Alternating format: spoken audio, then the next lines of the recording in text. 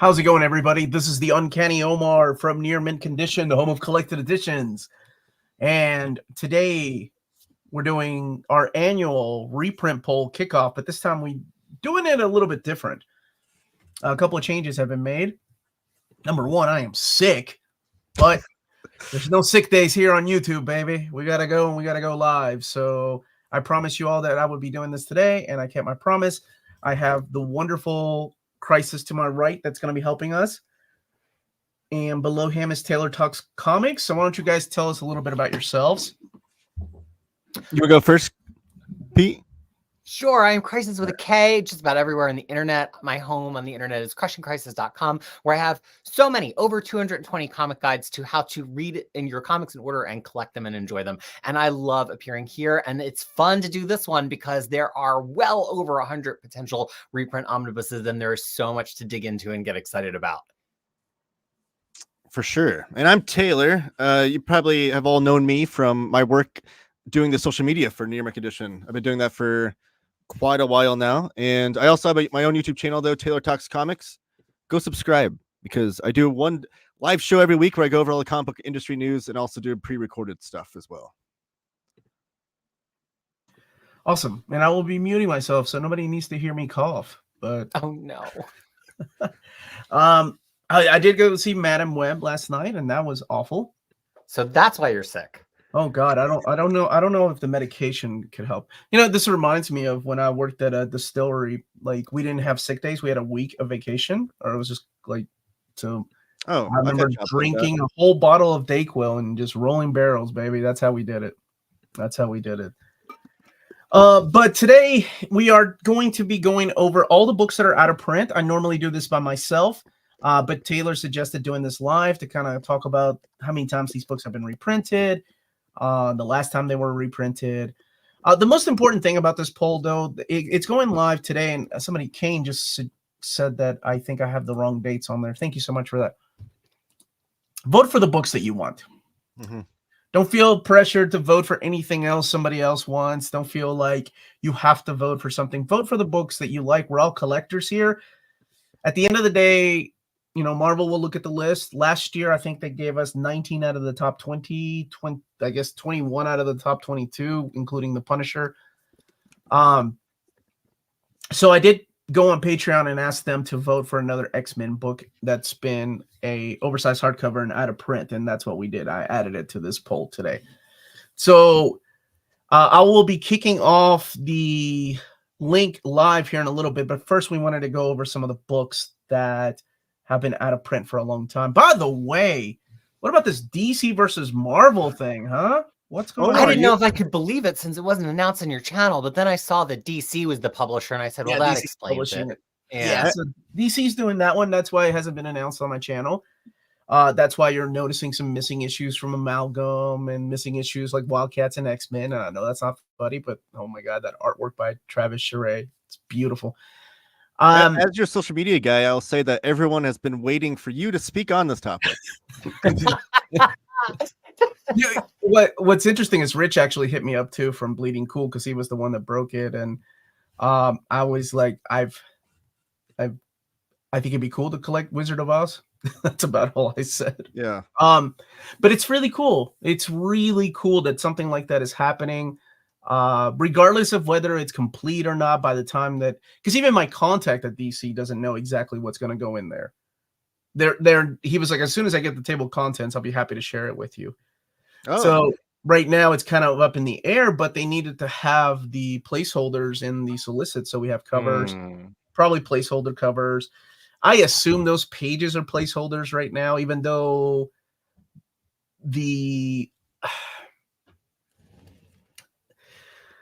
I assume that when they do that, though, they have to have a ballpark of a page count, because I know Marvel usually has to have that ballpark whenever they put it into the catalog. So it's going to be really interesting if things get changed, if things get added. But yeah, Clark, actually, my contact at DC immediately got back to me, which surprises me because I was just asking, look, I'm getting bombarded with questions. This was maybe I knew it was going to happen as soon as it broke on Bleeding Cool. And then, of course, the next day when it was officially announced. So I was trying to be proactive, and also because I don't like to share misinformation because things are rumors until they're actually solicited. I don't think they're solicited right now. As of right now, they're just in the catalog, which is a good step in the right direction. Um, Maybe this will be the bridge. the last thing I the want gap for you. Yeah. Well, the last thing I wanted to do was make a video like, oh, let's get excited. All of Amalgam, all of this is going to be collected in there. And then they take out the books that Marvel had done, which it looks like it's the case right now. So there's a lot of confusion as to what exactly can be put in these books. But regardless, at the end of the day, please don't let that stray you away from buying this collection. It's going to be great. There's a lot of classic stuff. Oh my gosh, the classic omnibus, Peter. And Taylor, you're a classic guy. Oh, that artwork and the fights. Oh, that the New Teen Titans and X-Men. I mean, for me, it's like I don't love intercompany crossovers, and I kind of looked at it with a speculative eye. But then when I saw that it has all of those classic crossovers, which even if you're like, well, clearly it's not continuity, but the artwork, the caliber of creators, the titanic aspect of some of the early Marvel DC crossovers is really tempting to have a perfect hardcover version of that on your shelf. And it's just so much fun. It's like even as a kid when these were coming out, it's one of the words that Peter uses a lot that I like to steal from him is toyetic. Like these are just totally toyetic in their action. It's like you have your DC action figures and your Marvel action figures. Only you could find out what's going to happen when they fight, but no, they actually did do it in comics at one point. Will they do it again? Who knows? But it's exciting that they're coming out. Well, we also had a voice in that DC versus Marvel book too. Do you remember voting? Like everybody voted. Yeah. You know, it's ridiculous. I'm like, there's no way Wolverine can whoop Lobo, but he's gonna win because he's more popular. Okay, so I will leave the link in the description of the video as soon as we're done talking about the out of print books. But let's go ahead and start with that, and then I'll explain how to vote and everything, okay? In case you're new to the channel. And by all means, please spread the word. Let others know where they can come and vote, because you have a week. You have a week to vote, and I hate for somebody next month to be like, Omar, when is this going to get reprinted? Oh, I'm sorry, you missed your chance. I hate that to happen. But before we go and talk about the out-of-print books, a quick word from BD Cosmos. They're our Canadian sponsor. They're based out of Montreal, Quebec. 25% off your orders of 99 Canadian dollars or more. Free shipping everywhere in Canada for every order of 200 Canadian dollars or more. Let them know Near Mint Condition sent you their way, and you'll be added to a monthly $25 gift card raffle. Entries are valid for new and returning customers. That's bdcosmos.com. All right. Taylor, take it away. All right. So before we begin, I do want to say how amazing this is that Marvel listens to us as fans on this reprint poll. And we have like Omar is like the middleman in that. So kudos to him as well. I know he doesn't like to toot his own horn, but I'll toot it for him. Before this gets asked about 1,000 times, I can't say why it's not in there. All I know is that it's a no right now. X-Men and Micronauts is a no in the third omnibus, but I'm not at liberty to say why exactly. But sorry. Yeah, everyone, that's another thing people are on social media waiting for you to address. I kind of figured it's a great time to get sick. I know. I hope that people understand that with how you map things and stuff, that when they ask, like, have you asked about it or not? Oh, yeah. I mean, like Omar's done his due diligence. I have asked long before I made the announcement. I've been sitting on that announcement for a while. And right. So it's a no. So because some people are asking you as if it's like gone over your own radar. I'm like, no, like just trust Omar. It's not gone off of Omar. Oh man, if it's got X-Men on the title, I don't think I've missed a beat. So sorry. And Marvel knew you were upset, and so they dropped that fantastic forecast to try to distract you. All these news, man. Isn't it crazy to be like talking about all these things that we didn't think were gonna happen? Like in the same week, Deadpool and Wolverine drop. Then it's like the rumors of the compendiums of Transformers and G.I. Joe, and then there's DC versus Marvel. It's nuts. This week is nuts. Just in this year, we're getting sick this week. DC versus Marvel, we're getting Micronauts, we're getting ROM, we're getting Godzilla, all in omnibus format. Like, what is going? Like, these are all those will never happen omnibuses, and they're all happening this year. It's wild. But yeah, so this is your opportunity to vote, and There is no poll. There's no poll link right now. I will make it live as soon as we're done talking about the books. That way, because I want to do like a live cast of how the votes are going too, so you can see for yourself. I'll show you how to vote, and then as soon as I do that, I'll make it live. Then everybody can vote. You don't need to watch this live. You can come back at any time. Smash that like button though. That goes a long way. Yeah, Peter is the X-Men expert. Peter's the Marvel expert. All right, Taylor, take it away, buddy. All right, so like I said, like vote, as Omar said, vote for what you want to vote for. This is just to give you a little bit of information, maybe some omnibuses that you weren't aware of, maybe they're off your radar. But it's amazing that a publisher, especially as big as Marvel, is listening to us. So that's what we wanted to kind of celebrate this today. So the way I designed this slideshow is that it's going to break it down in categories. So rather than just go through a scrolling list, maybe have some topics on which characters or teams or events are out of print and whatnot, and how long they've been. So when you see this, every book has a year after it. That year is the last year that book was printed. This is a very important question. Sorry. Will the poll be open after this? Yes, the poll will be open until end of day, February 23rd. So next Friday. So you got a whole week to think, I'll put that on social media as well, because I had that question from a few people asking if it was just during the live show. Like, no, it's the whole week. So yeah. An American Idol, there's time. You should get text in your vote. So yeah, you're gonna see the year after each book. That's the year last year was printed. We don't have the data on when they went out of print or anything like that. So it's only last year that book was printed by Marvel or whatever. So right, because out of print is subjective. There's a stack of books on a shelf somewhere, and they keep getting flung out like frisbees to distributors until that stack evaporates. But making it even more fun, there's a stack of books at Diamond, and then there's also a stack of books at traditional book distributors. So we've all seen this during the pandemic shortage years. Sometimes a book is out of print in the direct market, and it's readily available from Barnes and Noble. Sometimes the opposite happens. So when something goes out of print is an amorphous concept. We just know they're gone now. So there's a lot of questions on where to vote. You're gonna get 5 votes. It is weighted voting, so like your first vote, and I'll explain. But first, we wanted to go over and educate people on the out of print books. That's what we wanted to do first. I promise that as soon as we're done with that, I'm going to make the polls go live. You can go vote, and then we can do a play-by-play as to what's winning so far. I think that makes it really fun.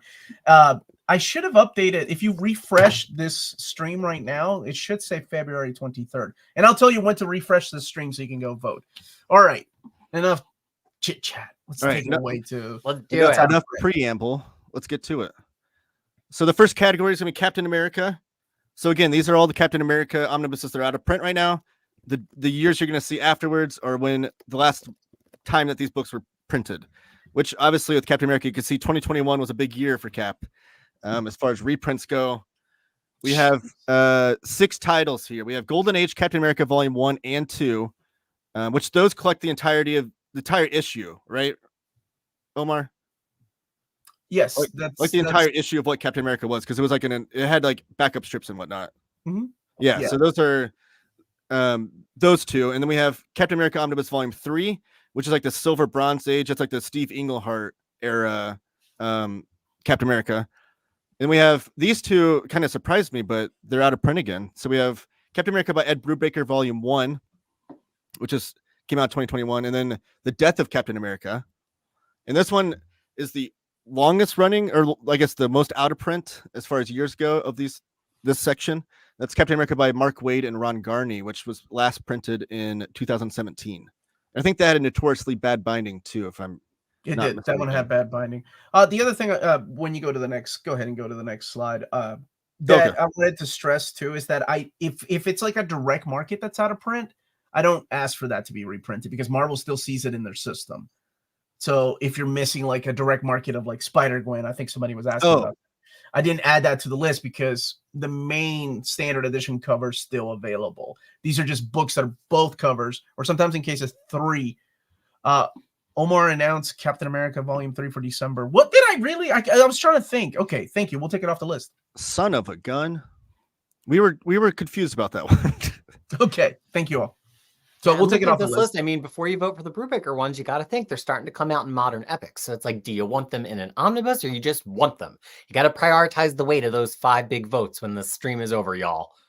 And remember, like Omar said, they're weighted. So whatever you put as your number 1 choice is going to carry a bigger vote than your number 5 choice. So you want to make sure you rank them too. I'll go ahead and remove that Captain America. Thank you so much for that. And that's why we're doing it live. Totally. So you're taking it off the poll then? Yeah. Okay. All right. You So go no ahead. mess up there. Marvel No wasted events. votes. All right. So this next section is going to be the Marvel events. So these are the event omnibuses that are out of print at the moment. And we have some that have been out of print for a while. Michael, how are you, buddy? Sorry, I haven't seen him in a minute. Oh, no, you're fine. So we have Acts of Vengeance and Acts of Vengeance crossover omnibus. Those are both out of print, last printed in 2011. And then these are popular ones. We have 4 actually of the modern cosmic saga. So we have Annihilation Conquest, and then at the bottom you'll see War of Kings Prelude and War of Kings Aftermath. All 4 of those are currently out of print. Atlantis Attacks, last printed in 2011. The best omnibus. Is it Omar? Are you a fan of that one too, Omar? Am I a fan of Atlantis Attacks? No. Do I have Or is it? it Acts of Vengeance? I always mix the one. Which one? Oh, Acts of Vengeance I like. Okay, I like okay, Acts that's of the one. Vengeance. Atlantis Attacks is like the long running joke, right? People think I don't do ironic favorites. I just have favorites. Oh, so you like? Okay, I actually like it. Yeah. Okay, legitimately. Okay. Hey, I like Avengers: The Crossing, so I get it. I'm no one to judge. Then Yeah. we Evolutionary War has also been out of print, huh? And both of the Earth X books. Yeah. And that's a little misguiding title too with the X. I know Earth it X is. trilogy because there's only 2 books. It's only Alpha and Omega. I get asked about that often on my old video. It's very confusing. I don't know why they just didn't call it Earth X Alpha, Earth X Omega, but what can you do? Man, this is going to be an interesting year for reprints or what I think so too. Vote on. Yeah. Because every year it changes. Every year there's always somebody new to the hobby, and I see some people already new. Actually, this really quick. So we've had some good news this week, but I also heard awful news that Paul Neary passed away. Oh, yeah. And when you brought up Batman Year 2, he was the inker on Alan Davis's pencils, and oh my God, one of my favorite inkers of all time. I can't imagine, like, he was drawing my childhood. I mean, he was inking a lot of my childhood when I was getting into comics, and yeah, it sucks. So that's what reminded me of it. Death's Head 2. Oh man, working with Liam Sharp. He was big in. Yeah, he was I learned via Twitter, I think Alan Davis actually posted a tribute to him and people reposted it, that Paul Neary was actually the art director for all of those Marvel UK. Oh, the Marvel UK books, yeah. Yeah. That one hit me. Like, I'm already sick, and I was like, oh, I'm getting teary-eyed. It must be the illness. Nah. Then he had a long run of like 20 or 30 issues on Captain America as well, right? He certainly did. And he honestly, he perfected a lot of these artist styles. Like, if you look at Brian Hitch, inked by Paul Neary, it's on the Authority. Yeah, beast, man, it's so good. Yeah, the Authority and Ultimates. He inked them on both of those, right? Yep. Yeah, he did. He was a phenomenal inker. Yeah. So yes, looking at this events list, I'm really interested to see how the voting affects it based on kind of the zeitgeist of what's happening now. Like, everybody loves Gauntlet War and Crusade, but like, is Thanos as big now? He's not in the MCU currently. He has a comic right now, but he's not a driving force. Whereas like Secret Wars 2, often maligned, but like Secret Wars is coming up in the MCU. Is that make it a little bit more relevant? So I'm always interested to kind of see how the fan zeitgeist affects what people want. I mean, there are some fantastic books in here, both from a classic perspective and just from a damn good read perspective. So events, always hard to turn down a reprint of an event book. And Secret Wars 2 at 2009, that's not the oldest, but it is one of the older ones. It's close. Yeah. It's elderly in omnibus reprint years. And Secret Invasion, I believe people have proposed that being just a New Avengers Volume 2, right? Being like remapped or something, or? Yeah, but I don't know. I mean, the way they're mapping those epics I don't know if they'll add it in there or not. And besides, it's not like they haven't done that before, where like War of the Realms has its own omnibus, but it's also included in the Jason Aaron Thor Omnibus Volume 2. Yeah, so, that's true. Yeah. And you have to think with it being printed in 2018, though the idea of like an event omnibus pulling in all of those issues was still relatively new for a modern event that had already been in OHC and was coming back as an omnibus. So I think that's at that time why people were like rending their flesh over why is it New Avengers 2? But now that we have things like the House of M omnibus and other things like that, it doesn't stick out as weirdly on the shelf to me as it used to as a book. So maybe we also can have New Avengers Volume 2. Maybe they both can exist. Well said. In the War Kings Prelude and Aftermath, those. So we had the reprints of Annihilation Conquest, and then also War of Kings, which is not out of print yet. So the Prelude and Aftermath, I was surprised it didn't get reprinted back then, but I imagine we'll probably have maybe some votes for that one. People wanting to complete that cosmic trilogy, or not trilogy. I remember when I announced the Annihilation Omnibus always has a special place in my heart because that was one of the books that was the very first omnibus I announced that was getting reprinted. That and Daredevil by Bendis. And then this is the second, so this would be the third printing of it. So if it gets reprinted again, it would be the fourth printing. Is this an events proposal for the list? I was just looking at X-Men Shattershot. No. This is the books that are currently out of print. These are the event books. Yeah, anything X-Men related has its own category. So if there's an X-Men event, for instance, that'll be in the X-Men category later at the end of the slideshow. The category. You heard it. Taylor has segregated the mutants. He said it. Dang it! I'm on the side of the Homo sapiens, I guess. We are going to be doing something similar to DC, and I'll send it to my contact. We're going to put absolutes with Omnis together because they don't really have a big batch of books. But whether they do anything with it or not, I don't know. Yeah, Image is hard because that's creators Image is a different beast. I was told to leave them alone. When I pitched this dude, that was Kat Salazar. She's wonderful to work with, but it's just impossible for them to do reprints because they have different, you've got Rick Remender doing his own thing, Ed Brubaker doing his own thing. Right, it's not like Image, the company, decides to do a reprint. The creator has to decide they want to fund the book to be reprinted. Yes, I understand that's a part of it. That's a part of it. Okay, what's next, Taylor? All right, so now we've got anthologies. So these are kind of the mishmash anthology. Creator-centric books, or not creator-centric. That's a different category as well. Look at you. I know. So this is like the ones that are kind of a mishmash. So we have the Marvel 75th anniversary, Marvel Cinematic Universe, which is all the prequels to the movies, Marvel First, the 1990s, which I just want to put in was the only time that Fool Killer has ever been collected in an omnibus. Collected ever. Darkhawk 1, right? I'm a big Fool Killer fan. I just wanted to put that out there. Marvel Now Omnibus, that's the one that collected all the #1 issues for the Marvel Now era. Women of Marvel Omnibus. And then the two of the official handbooks are out. The regular 2001 that came out in 2019, and then the deluxe edition in 2021. Which that's not like a deluxe edition of the omnibus. That's what it was called back then, right? I need to stress that Marvel Now Omnibus is always voted at it's the last book. It's got the least amount of votes for the last 4 years that we've been doing this. Does it actually get votes? I think last year it did. It might have been somebody going, "Oh, I guess I'll vote for that." I just want to say too, that's one of the weirdest collections because like the Marvel First one, that one's not as bad because back then like first issues at least had like a complete story to it. But like the Marvel Now issue or Marvel Now Omnibus, like all those like ended on a cliffhanger almost. So it's like you read the issue and it's like leaves you on a cliffhanger and you don't get anything else in that omnibus.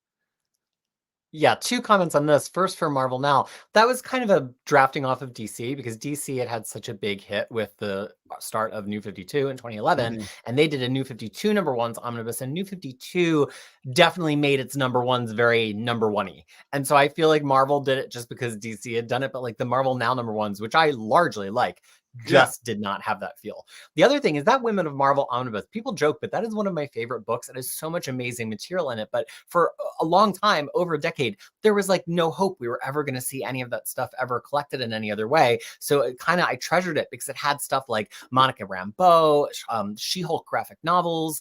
I think it might have the 4-issue introduction of the Cat, which turns out to be Tigra. But like now, so much of that stuff is getting hit in omnibuses or masterworks or epics that it doesn't feel like Like, why would you need that one particular tome on your shelf anymore? Even though people make fun of it, it is one of my all-time favorite omnibuses. Definitely top 10. There is some pretty rare stuff in there. You got like Night Nurse Yeah. 1 through 4, Shane of the She-Devil. Yeah. There's some stuff in there that I don't know would fit anywhere else. Unless we were to get, I mean, are we going to get I don't know how long Night Nurse lasted. Did that even last long enough for an omnibus? No, certainly not an omnibus. Okay. But, so yeah, that's like the anthology stuff. Up next, let's see what we got here. Oh, it's Spider-Man / Spider Family. Oh, boy. We've had some of these reprinted, but I'm curious to see what's out of print now. Yeah, Holy crap! Amazing Spider-Man 1 through 3 are all out of print. The Spider-Gwen omnibus. Spider-Gwen is out. Okay, good. Yeah. Spider-Man by Roger Stern, which I guess Omar, do you think like rather than that being reprinted, they would just do like Spectacular #2 and then also I mean, it's gonna double dip. But do you think they would reprint the Roger Stern one though, or they would just continue on the Amazing and Spectacular? They'll reprint it. There's no way they don't reprint that. It's a good seller, obviously. It's been printed 3 times, I think, in the past. And if people just want Roger Stern and not Completist, they will buy that. Yeah, it's a great omnibus in its own right. I just didn't know if do you think like a vote for that would be a vote for Marvel to be like, oh, maybe we need to pump out Spectacular 2? Or do you think like that influence? I mean, there's enough Masterworks for it already. I'm yeah. surprised they haven't yet. Well, maybe next year, 2020 or 2025. Yeah. We have Spider-Man by John Byrne, which is a much Ultimate Spider-Man 3 is out of print already. Yeah. So 4 and 5 are the only ones in print right now. And then JMS Volume 1 is out of print again. No. Ultimate Spider-Man. Oh, Ultimate Spider-Man. Yes. So with Volume 2, I saw some people on Twitter in response to the announcement of the show stumping for that Ultimate Spider-Man Omnibus Volume 2. Yeah, because I guess there's a lot of #1s in the market for them to pick up right now, and then they're out of luck. I didn't know Volume 3 was out of print. Yeah, and then Superior Foes of Spider-Man. That's a kind of a cult favorite. It's a slimmer omnibus, but it's it's one of the more comedic, funny ones by Nick Spencer, right? Mm-hmm. And then we have okay. This is a good thing though. There is a restock of Ultimate Spider-Man 3 in April. Oh well, crap. It's okay. I don't think that one will get voted, but there is a restock coming. Well, can you now those Amazing Spider-Man omnibuses at the top? They are. One could argue that Marvel has had an evergreen strategy with them in the past because they do show up at very regular intervals, especially Volume 1. You could pretty much set a clock by when it is reprinted. Mm-hmm. But does that mean you shouldn't vote for it? No, because there's so many more omnibuses now. Now there's so many more Spider-Man omnibuses out there, including the Ultimate line, which a lot of people like. So if you want to see those Silver Age books in print and you are a potential buyer, vote for the books you want to buy and put in a vote for those Amazing Spider-Man omnibuses. That's a great point because like Peter said, like it is probably on their calendar like clockwork, but your vote and influence might push up their calendar a little bit faster. True. If it's something you want. It's our pleasure. And thank you to both of my co-hosts, and a big thank you to James for putting the poll together, making our lives easier for you all to vote. Yeah. Definitely, like that. The poll is very nice and organized. So yes, big props to James. And then I think the last one I didn't mention was the Tangled Web Omnibus, which is like the kind of anthology where all different creators wrote different issues. There's some good in there. There's some misses. There's some big misses in there though. All right, so that's the Spider-Man Spider Family section. Here we go with the Avengers. We have Avengers by John Byrne. Avengers: The Crossing. That's one of Omar's favorites, right? I do. I love that book. Yeah, Ultimate Comics Avengers, that's the Mark Miller era, right? That's the follow-up to his Ultimates. Well, it comes after Ultimates 3, which we still don't have an omnibus of. Yeah. Then the Uncanny Avengers, which is the Remender, right? Remender series. If they do that, I wish they would add the 6 issues he wrote to wrap it up. Oh, or even the Jerry Duggan, expanded him, like get the Jerry Duggan series in there too. That would be great. Which they do have a history of expanding these things. And we have the West Coast Avengers volumes 1 and 2. So looking at this one, I mean, a lot of these have been out of print since 2012, 2016. Like these are some I'm surprised. Long running Avengers omnibuses haven't been in print for a while. So And really of course, quick, that Avengers by John Byrne Omnibus is more or less West Coast Avengers Volume 3. It also that's what I has was his gonna run say. on the main Avengers title from the early 300s, but that's actually a pretty brief run. It really just it marries up perfectly to the end of West Coast Avengers Omnibus Volume 2. Of course, that's all now covered in epics, and I think that's what really strikes me about the top two Coming and the back to bottom two print, on this list was that they're being covered by epics now. So Marvel probably wanted to give it a break. But if you've been waiting for them to come back in Omnibus, this would be a good time to vote. Yes. As soon as we get finished with this, I'm going to make the poll live. I'm going to show people how to vote, and I'm going to make the poll live. That's what we're doing. And then I can see we're doing a live, like, play-by-play as to what's winning. I think it'll be fun to do it that way. And then I'm going to take a nap because I got to record another video. Me too. All right, so then after Avengers, we've got the symbiotes. So I could put this in Spider Family, but that list was long. This is just Carnage, Vin Omnibus 2, and Vin Omnibus 3. Vin Omnibus 2, that's Jess Bragg's favorite omnibus, right? Yep.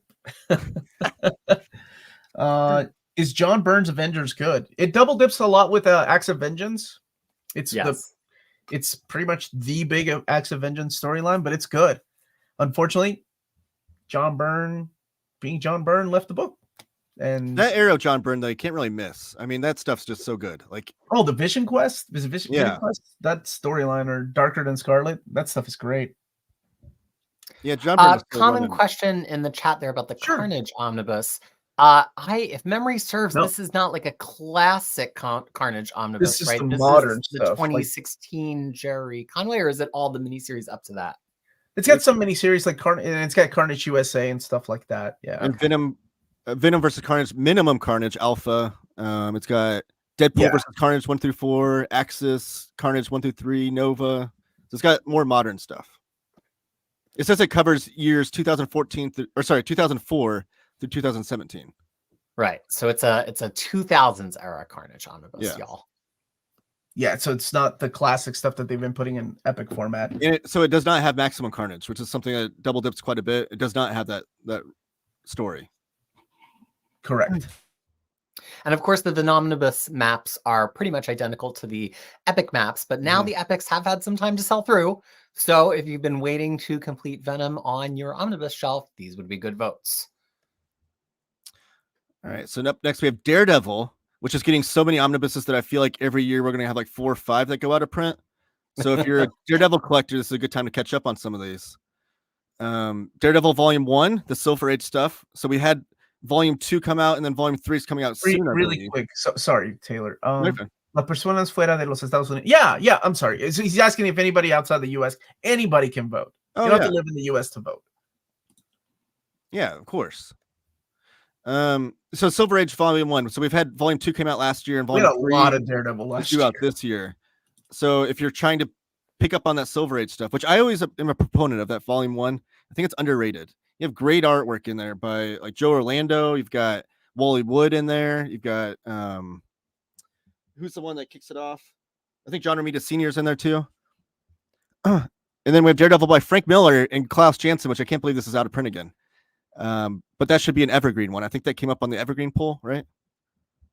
I believe Lars backdoored it into his when we bullied him. Right there next to Phoenix, right? Yeah. Daredevil by Bendis Volume 2, and then Daredevil by Charles Soule that's just all Charles Soule's run. There's no volume number on that one. Yeah, I mean, thinking about there's a Daredevil show coming up.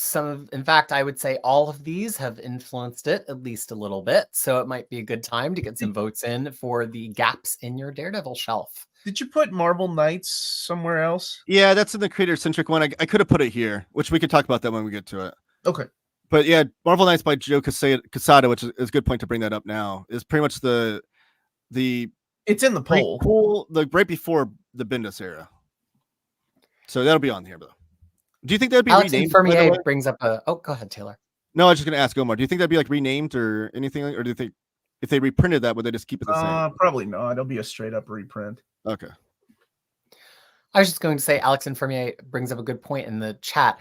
Out of print for a comic book collection does not mean completely unavailable everywhere on Earth. Out of print means at the distributor level, the bookstores and the comic stores can't get it anymore. That does not mean that your local comic shop does not have a copy of one of these books sitting on the shelf for 50% discount because they just can't sell it because nobody that goes into that comic shop buys omnibuses. So, you know, it's always a landscape. Somebody said that they just got the Marvel Now omnibus for like $30. Somebody else just said they got the Charles Soule omnibus here for under 50%. That's possible. And if you are the kind of person who likes to hunt for that stuff, call up comic book stores. They would love to have your orders. A lot of them will ship to you. These books do exist out in the shelves, but you can't call up a comic book store and say, order this for me. That's what it means to say that it's out of print. Out of print does not mean gone from every shelf of every local comic book shop in all the land. No one would have any way of knowing that except for maybe Comic Hub. And I've done that before. You can even message, go on Facebook and find comic book shops around the country or whatever, and message them and ask them if they have these books in stock in their shop and stuff. So comic book shops, they love selling books. They'll most of them will ship stuff to you. I recently made that call to a very famous comic book shop, Big Bang Comics in Ireland, because they had a book that I could not find anywhere, including in the United States, and they sent it from Ireland to me in New Zealand. So, you know, there's ways to get this stuff done. What book was it, out of curiosity? I believe it was Witchblade Complete 2 or maybe Darkness Complete 2. Oh, nice. It just like suddenly had really disappeared and I didn't want to wait, so I picked up the phone. So we're moving on from Daredevil. We've got Deadpool. He's got a big movie coming out this year, and he's got quite a few out of print omnibuses. A lot of books. Did we include the mini buses? I guess we did. Okay. Okay, yeah. Were we not supposed to? Does not count? No, I don't care. Okay. So we have Deadpool Beginnings. You heard it here first. Omar does not care about Deadpool. Deadpool fans, get in the comments. Wow. Thank you for that, Peter. Sorry. Then we have Deadpool by Daniel Way, volumes 1 and 2. Deadpool by Joe Kelly. Deadpool by Posehn and Duggan. Deadpool Classic. And then the Minibus volume 0 and the Minibus volume 1. So it's been a long time since those have been printed. And I'm kind of surprised we didn't get more Deadpool. He's getting representation in Epic collections this year, but with the movie coming out, like 7 books, I think. Yeah, I'm surprised we didn't get any omnibuses though. So if you're a Deadpool fan or you've been missing out on these, that's good, Phil. That's good. Oh, yes. Taylor has made a great slideshow for this stream. I agree with that. Oh, thank you. So, any thoughts on Deadpool here? There's a lot of double dipping in the beginnings omnibus. That's you can find in the pages of X-Force Omnibus Volume 1 and a little bit of 2. Daniel Way, sure, that's your cup of tea. Joe Kelly, that's a good one. If they do reprint Posehn and Duggan, I hope that the binding is better. The original binding was pretty bad. But to me, that is the like pick it up and hand it. It's so handable. It's so complete. It makes sense from the start. It's so silly. I think that's one that's really easy to hand to somebody who likes the movies, in my opinion. Yes. Deadpool and Cable is still in print. It just came back to print this year. Okay, yeah. And then anybody wanting to know Deadpool and X-Force, that omnibus is in a later slide as well, because that's like more of an X-Force book, honestly. That's like X-Force Volume 2, right? The poll will be available as soon as we're done talking about the books that are out of print. I will let everybody know, and then I will post it everywhere. I'll post it in the description. As soon as we're done talking about this, because I got to show people how to vote too. Yeah, so Deadpool and X-Force will show up later too, if anybody's wondering. That Deadpool Classics is actually Deadpool Volume 2. So it's like Joe Kelly and then Deadpool Classics, if you're keeping a chronological order of books. Yeah. And then we have the first family of Marvel, who's in the zeitgeist this week, right? Oh, yeah. We're talking about them quite a bit. We have Fantastic Four Omnibuses 1, 2, and 4. That is the Lee Kirby run. And then Volume 4 trails off for up until issue 125. So it's like 20 more issues than the Lee Kirby run.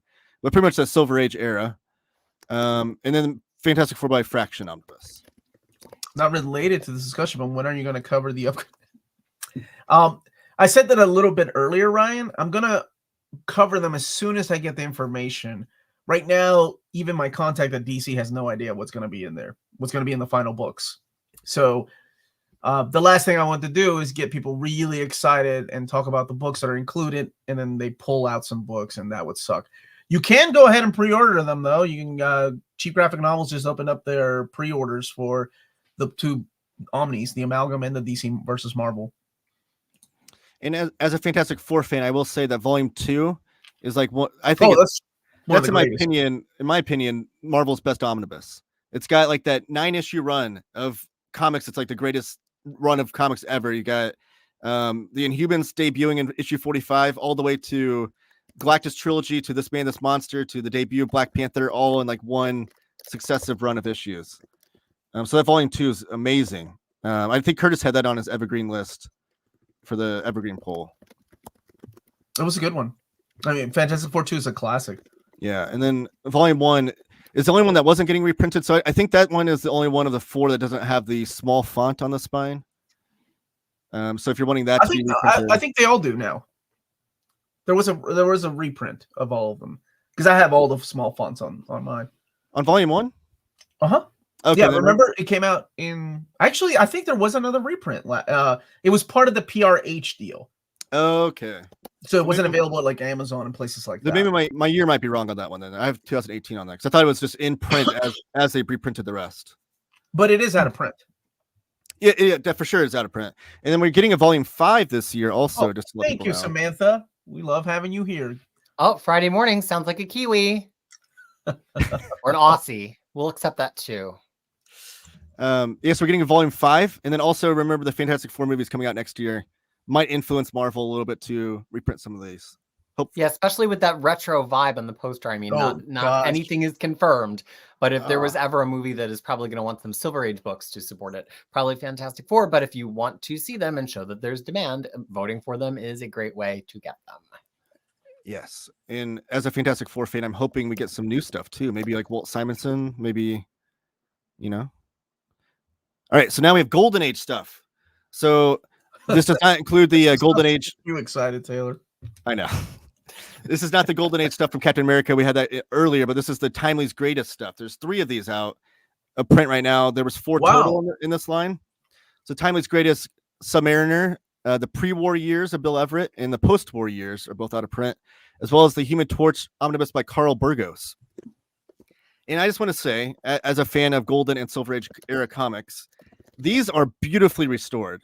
I have a lot of criticism of how modern companies restore their comics and whatnot, but I'll say these are like stunning reprints of these books, and they hold like they're very fun reads. I don't know, there's a lot of flack with Golden Age era stuff, but like there's like especially the Namor stuff. He's like more of an anti-hero, and this is before Comics Code the Comics Code Authority was a thing, so they kind of got away with some things that probably wouldn't have flew in the Silver Age.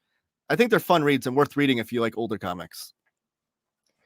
I always, Taylor, maybe you know, because I cannot recall offhand, are these mapped such that it has every issue? Because I feel like that second post-war years omnibus skips around a little bit only to pick up Bill Everett Submariner. I wish they did it like DC, where it's just like, here's a Golden Age action comics book. It has every possible. Yeah, they only had the Bill Everett stuff in there, which is unfortunate, but Bill Everett, seeing his art progress too through the 2 different omnibuses is really kind of an amazing thing too, because it's literally the pre-war years, post-war years after he comes back from the war, and he you see his art completely change and evolve.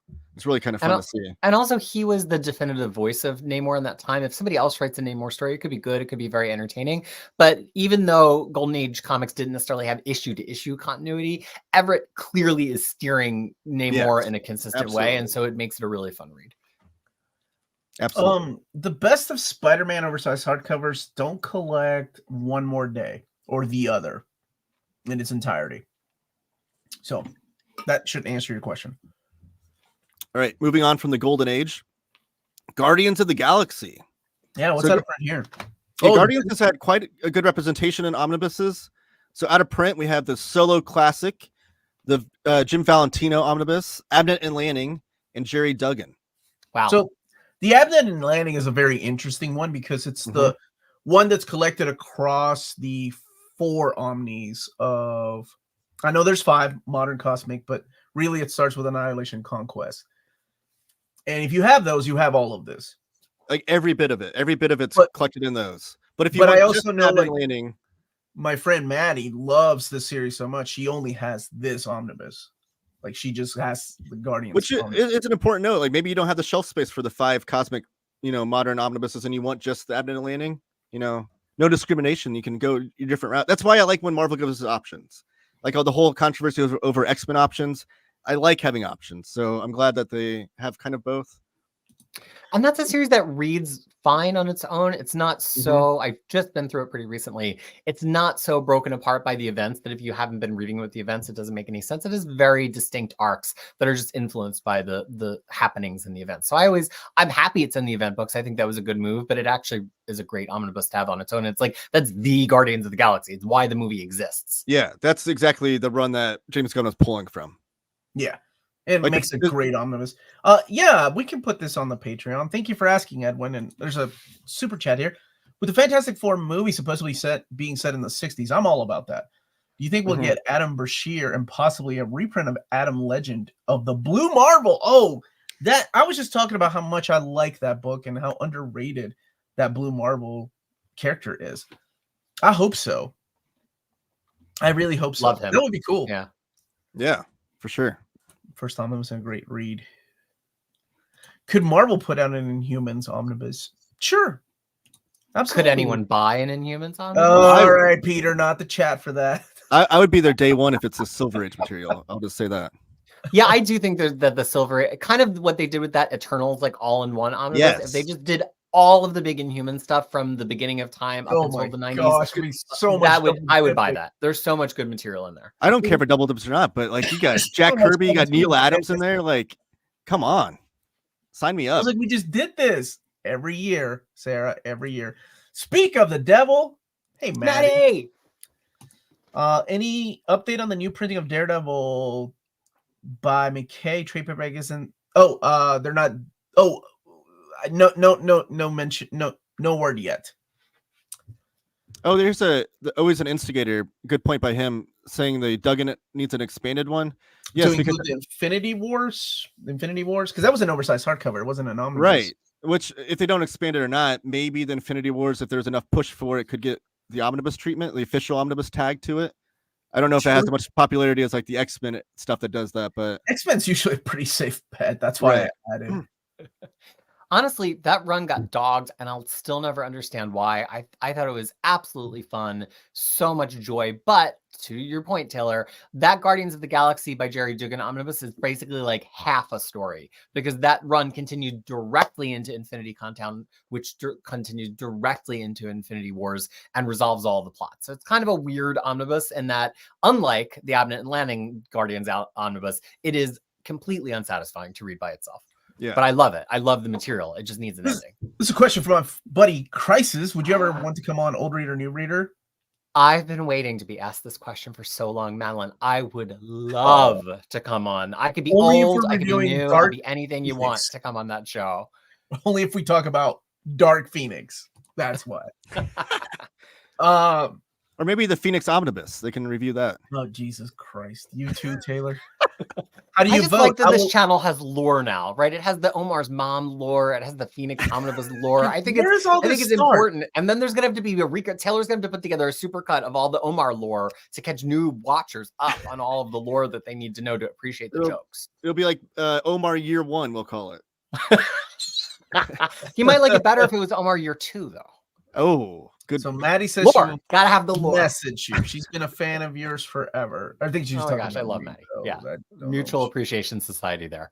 I didn't realize Abnett's whole run was in the other event omnis. We'll be voting for something else. Yep. I just want to make sure that people knew that ahead of time. So if you have those 5 omnis or 4, you already have the Guardians of the Galaxy. Which is why we're doing the show, to explain these kinds of omnibuses that maybe some people don't understand, the double dipping and whatnot, the options they have.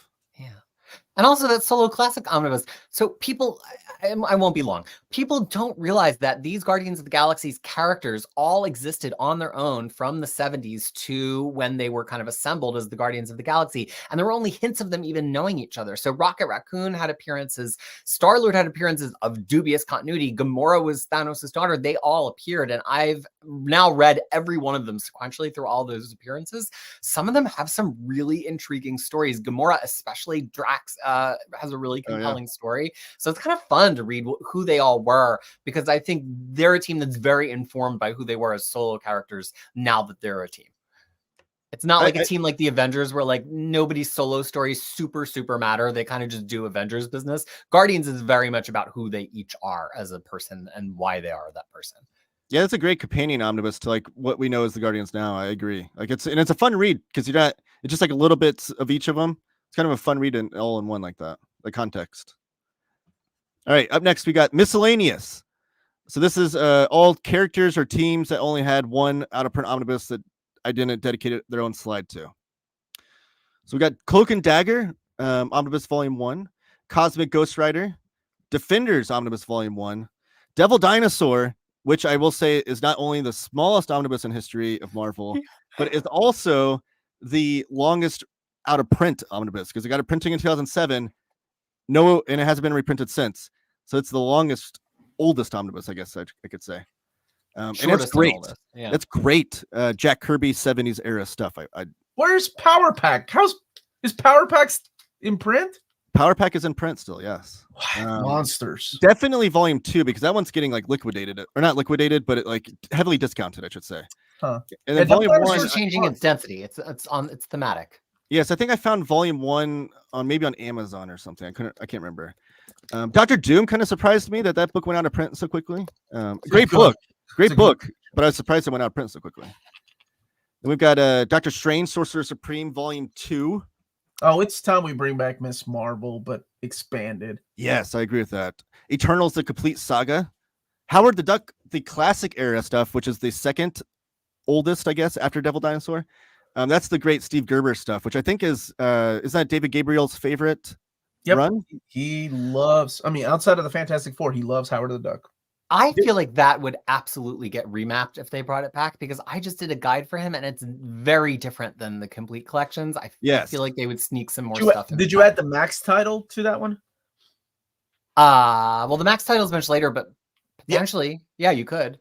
But even in the completes, there's stuff that's not in like the 70s and 80s. Or the time that Steve Gerber sent him over to Image and pulled him out of Marvel continuity. Oh, that story is amazing. I love the story. I'm a huge Howard the Duck fan too, though. I think David Gabriel. I love Fantastic Four and Howard the Duck. We're on spiritual wavelengths. You guys can get along. You go out for a cup of tea. But I will say, is he not a coffee drinker? I'm a coffee drinker. I don't know. I never asked him that question. David, I'll take you out for a cup of coffee. It's usually about books that we talk about. But David Gabriel, you could lower the restraining order if you want to on me. I promise I'm fine. You're in no danger. But Runaways is out of print again, huh? That's a good one. I love that book. To Peter's point, though, about Howard the Duck, I went the route of getting complete collections because I think it's a more complete, pun intended, run of Howard the Duck. Because I think this omnibus only collects the Steve Gerber issues, is what the hubbub was about this one. And Dime Breed Collectors is saying something. Burn She-Hulk never got around spine. It's the one, that and the Black Widow, I think, are the two remaining books that have the flat spine. And that Black Widow is still in print. That's crazy. Yeah.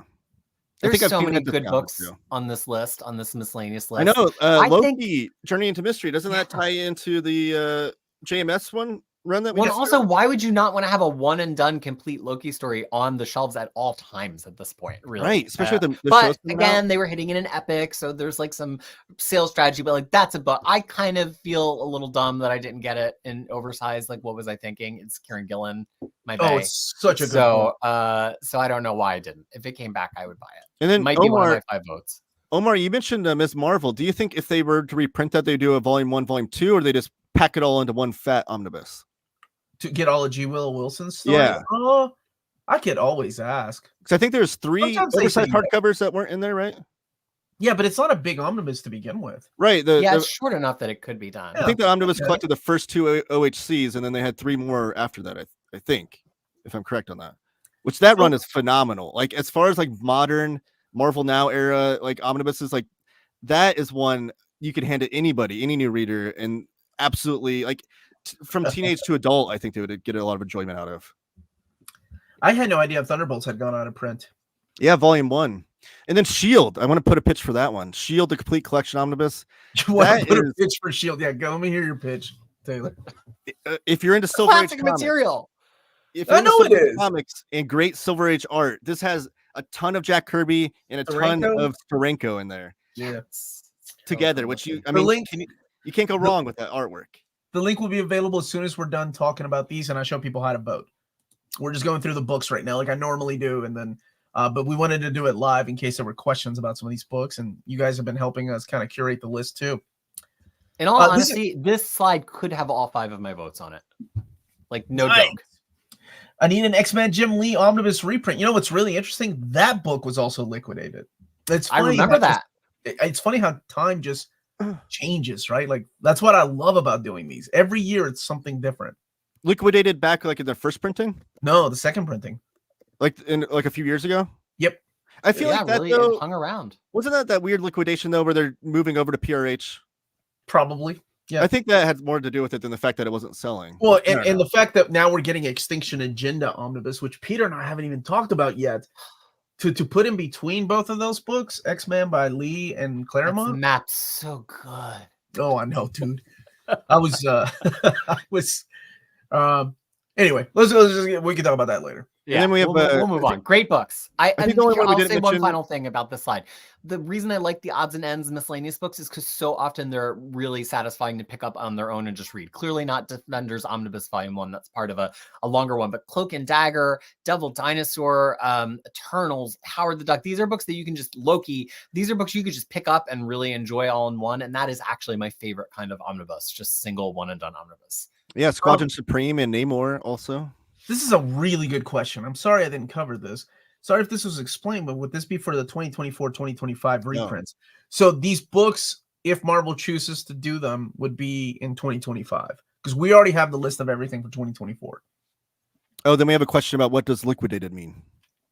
Liquidated for like the distribution, like Diamond or PRH, they will put books on liquidation, and what they'll normally do is put like a little remainder mark on them, whether they have plastic or not, to let you know the book has been liquidated. It's pretty much so they can make room for new stock. Everybody does this. And when they're liquidated, the comic book shops and stuff can buy them at discounted prices, and then they usually discount them for the customers, right? Yes, some of them do, some of them don't care. Well, yeah. Some of them will charge you whatever. And that's when you can find these long out of print omnibuses. You can find them on the shelves of these comic book shops, like Peter was talking about earlier. Is when they don't knock down the price. Thank you, Raul. I'm feeling a little bit better just being here with you all. So thank you. It beats sitting in bed all day and editing. Oh, it's hell, man. I hear you. All right, now we have Hulk. Yeah, there's some of these that got out of print just this past year. Peter David, Volume 1 and 3. And then the last one, which I like to call the time that Omar put his foot in his mouth. Hulk by Loeb and McGinnis Omnibus. I forgot. Yeah. That's out of print? Yeah. So you can so I'm sure David's like pumping his fist in the air like, I told you, Omar. Yeah. Well, I told him about Peter David. And that's had 2 printings. So yeah, it's true. So Volume 1 and 3 of Peter David, which I feel like those, I don't know, like if there was to be an evergreen Hulk line, I'd assume it'd be the Peter David era, right? And by evergreen, I use quotes because I know that nothing's truly evergreen, but like that they'd bring back kind of on a scheduled basis. Yeah, I want to say Volume 1 of Peter David's Omnibus was restocked. There was a short restock. And the Dogs of War is out of print, but we're focusing on Omni's oh, yeah. So that would be another one of those OHCs that would maybe be renamed, right? As an omnibus. Yeah, can I talk everybody out of letting me pick X-Men books, though? That's the question. Like, if you had a choice, would you like only after crazy, man? Only after all of the X-Men OHCs have been renamed. Oh, what's wild about Hulk, and I never thought we would live in this world, is we're getting pretty close to like full oversized Hulk coverage from like 1998 onward. It's really close, but some of it is in oversized event hardcovers that aren't on this poll because they were in omnibuses like Fall of the Hulks and World War Hulks, which I think could probably get mashed up into one. So like more than Hulk reprint, I mean, I'm trying to influence you, but I'm trying to root for every book on here. I just think that there's a lot that could be done still with this Hulk line. I would love to see it get to the point of Daredevil where every reader could just read all of Hulk from 1998 to present, actually, and with the Peter David omnibuses from like 1990 to present. That would be hot. I'm into any character where you can get all the way from the 90s to present in omnibus. Yeah, because I we got mean- that John Byrne and Joe. Was it John Byrne and Joe Kelly? Yeah. And then we have Thor is another character, which I think is our next one actually, where that has like a long run of successful or succession omnibuses where you can read it like all the way through, especially the modern era.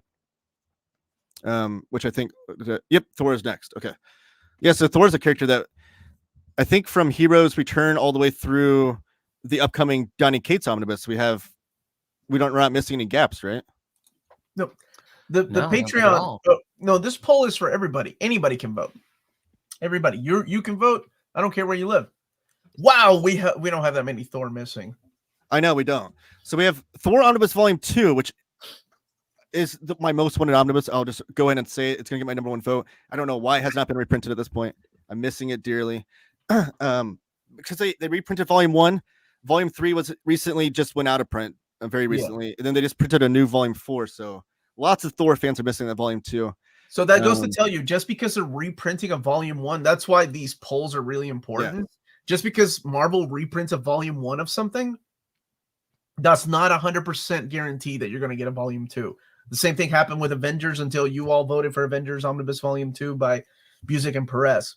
So I just want to stress that fact again, that just because they reprint a Volume 1 that you all choose for does not mean that they're going to do a Volume 2 and 3. And sometimes they do. It's not guaranteed, even if the Volume 1 sells like gangbusters. Volume 1s have their own special power, and it doesn't always mean that you're going to get a whole line reprint. And sometimes they don't wait for sales because like Iron Man and Avengers Iron Man 1 and 2 got announced right after each other, and then Avengers 1 through 4 got announced. So sometimes they do, but again, make your voice heard. Vote for what you want to vote for because it's not guaranteed.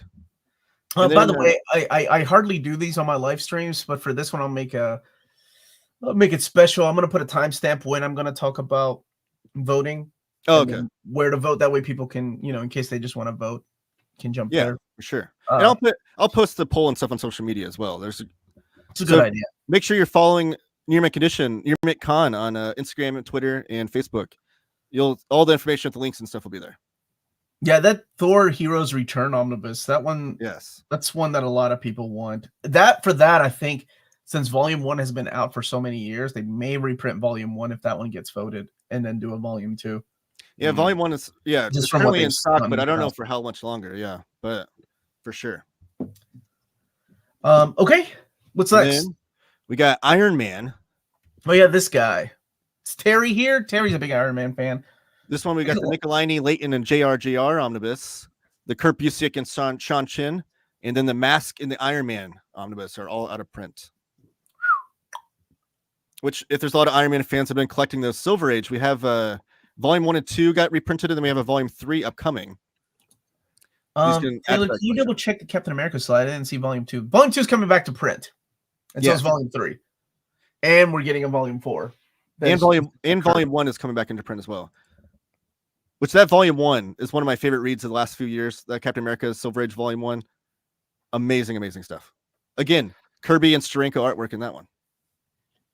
Omar, I have a mapping question because I'm not totally up on the Iron Man map, but that Michelini, Leighton, and JR Omnibus, that's pretty much just all masterworked now, right? Yeah. So do you think that will get the Kirby cap treatment and just get folded in? Because it's not an omnibus like Roger Stern's SpiderMan where it's actually combining multiple runs. It's pretty much just Iron Man. So do you think it will just become a numbered Iron Man omnibus in the not entirely distant future? Yeah, but it'd be a while, right? Because we only have 3 Iron Man Omnis. And we're looking what, like 6? This would be used to know 6. this. Yeah, so Volume 3. So, remember, this era was so good for Marvel because you had like Frank Miller on Daredevil, Walter Simonson on Thor. You had all these creative people just on these big characters. John Byrne on FF. Yeah, and then you have Michelini and Leighton. So I want to say this will probably be about Volume 6. Yeah, so it could be Volume 5 because they're up to Volume 3 in Omnibus now, and Volume 3 maps perfectly onto the end of Marvel Masterworks Volume 9. So Volume 4 would be Masterworks 10, 11, 12, and this Omnibus starts in Masterworks 13. So it would theoretically be Iron Man Volume 5. Yeah, so we would need a 4, and then this one, yeah. So it might be a little while before they do that. But that is a good point, though. Maybe if there's not a big push for it in the voting, it would just be a Volume 5. Because there's no gaps in that run either. The omnibus, like there's the Michelini Leighton JR, like it's just successful or succession. I keep missing up the word. Issues 115 through 157 in that omnibus. There's no gaps or anything. Can we post on Mastodon? Sure, I'll get Taylor on that. Yeah, is Mastodon? Are you guys a lot of you guys on Mastodon? There's a huge comics community on Blue Sky. It really feels a lot like comics Twitter did, 3 or 4 years ago. So I'm really loving it there. A lot of creators too. Yeah. Yeah, I need to get on there. I know Peter, you reached out to me about that. I need to get Near Mint Condition on Blue Sky. I'll work on that today. All right, so this is the artist-centric ones. So we're going to see like the Marvel Universe by insert creator here. We have Marvel Knights by Joe Quesada, which we talked about is kind of the Daredevil before Bendis omnibus. Marvel Universe by John Byrne, Volume 2, which up until recently, I always told people this was the best way to get that early Iron Fist run because Iron Fist 1 through 15 is collected in that omnibus. But not anymore because he's got that brilliant early years omnibus map. Yes. So fine. So Yes. great. The Marvel Universe by Rob Liefeld.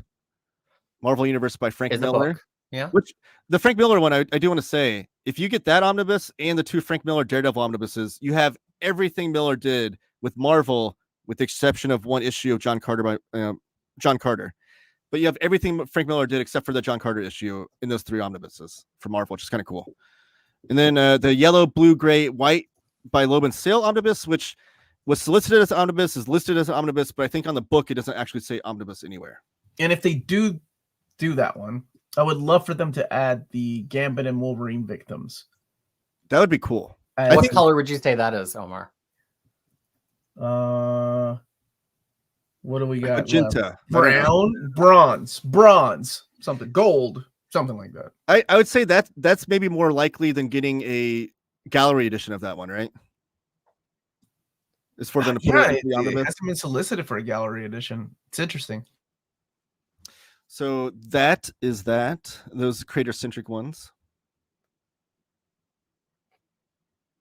Oh, we have sorry, I saw a super chat going.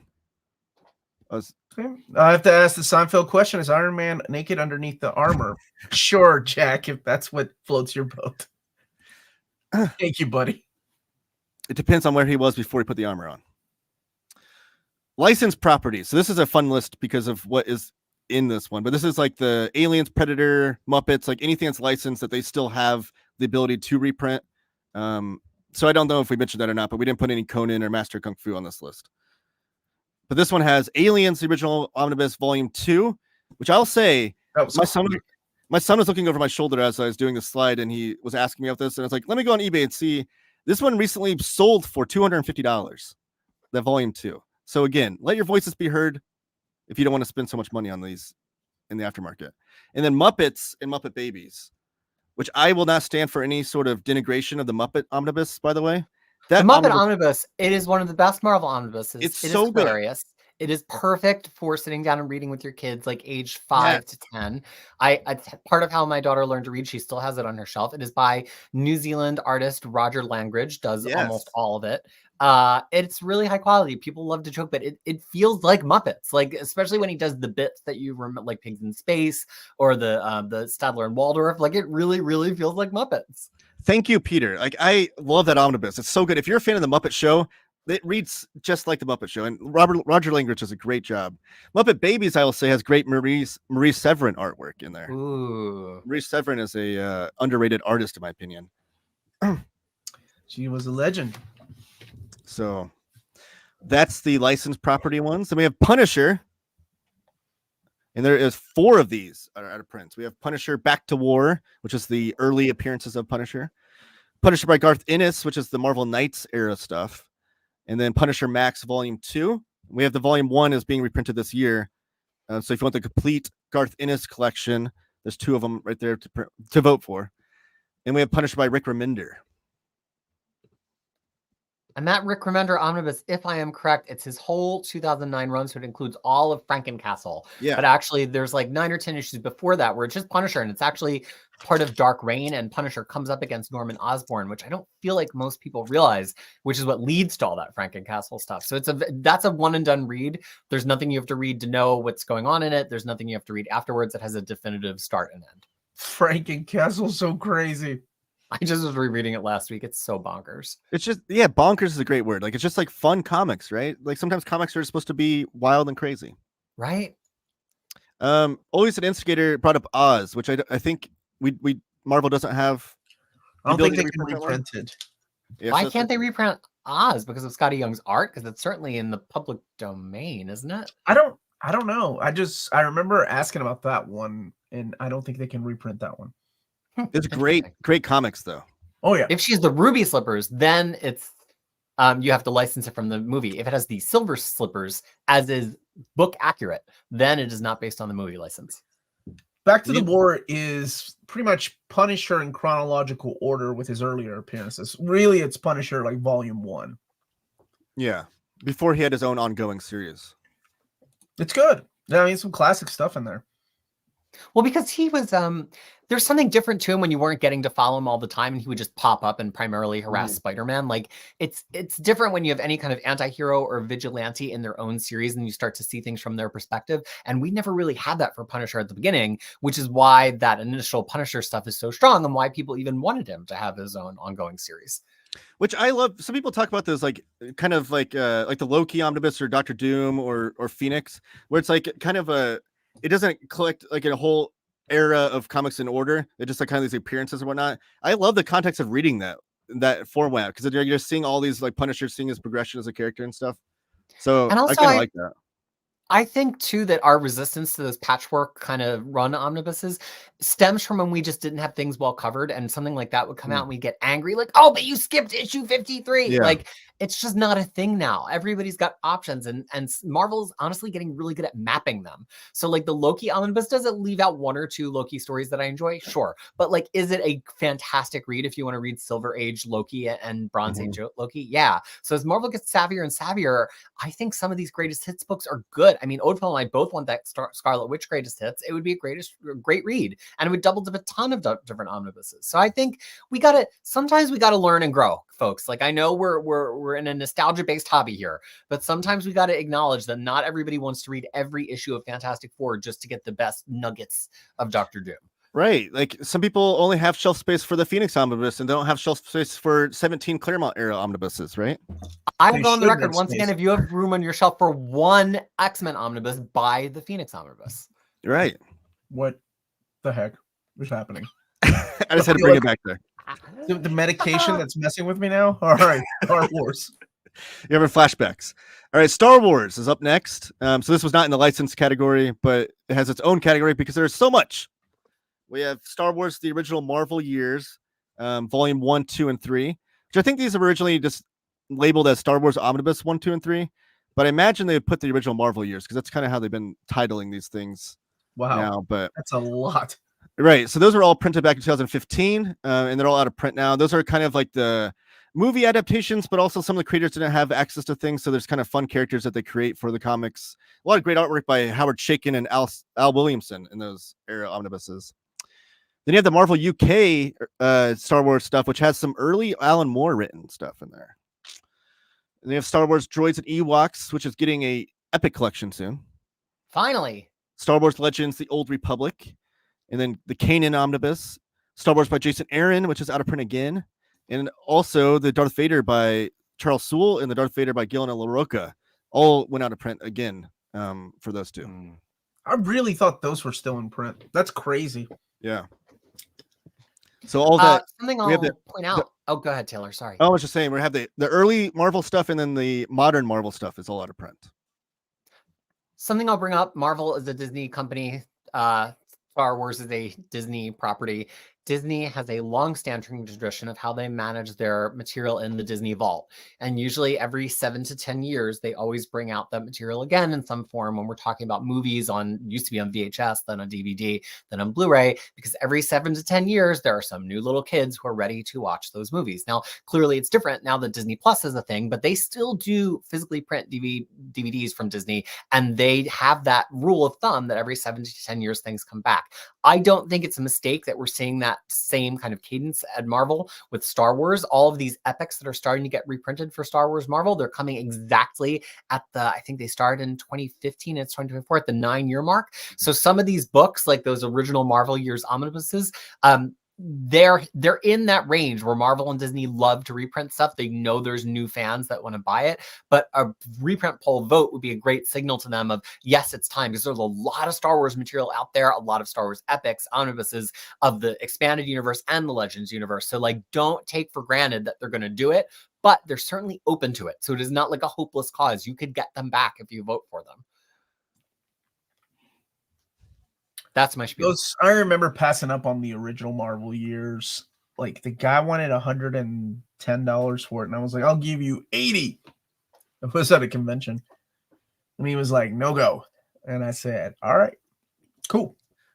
Like it's the stories, I don't know if are so great, but the artwork is great by Al Williamson, and he also had Rick Veitch as a uncredited backup artist on some of those. Rick Veitch was in charge of like drawing like the AT-ATs and stuff in. When Alan Williamson was on the book. I had no idea about that. Yeah, Rick Veitch, he talks about it a lot. Like, well, Al Williamson is like, you draw the boring, like technical stuff, and Rick Veitch is like, I'm pretty good at like engineering and drawing like mechanics and stuff. So that's what I was in charge of. All right, so up next after Star Wars, we've got Marvel Horror. So this is the horror stuff. Marvel Horror Omnibus and the Marvel Horror Lives Again. Monsters, the Monster Bus, Volume 1 and 2, which is the great Jack Kirby monster stuff that he drew right before the Silver Age. This is when Jack Kirby came back to Marvel, right before the Silver Age kicks off. And it bleeds a little bit into the Silver Age. That's where all that stuff is. Tomb of Dracula, Volume 1, 2, and 3, which is being masterworked at the moment. I think they've masterworked enough for Volume 1 to be printed with new scans and whatnot. But and then we have Werewolf by Night. Well, I know where I'll be voting. That Monster Bus Volume 1 is one that I would like to see, but I know it's got a very niche audience, I think. But 5 years in a row I've been voting for these books, but who knows? One day.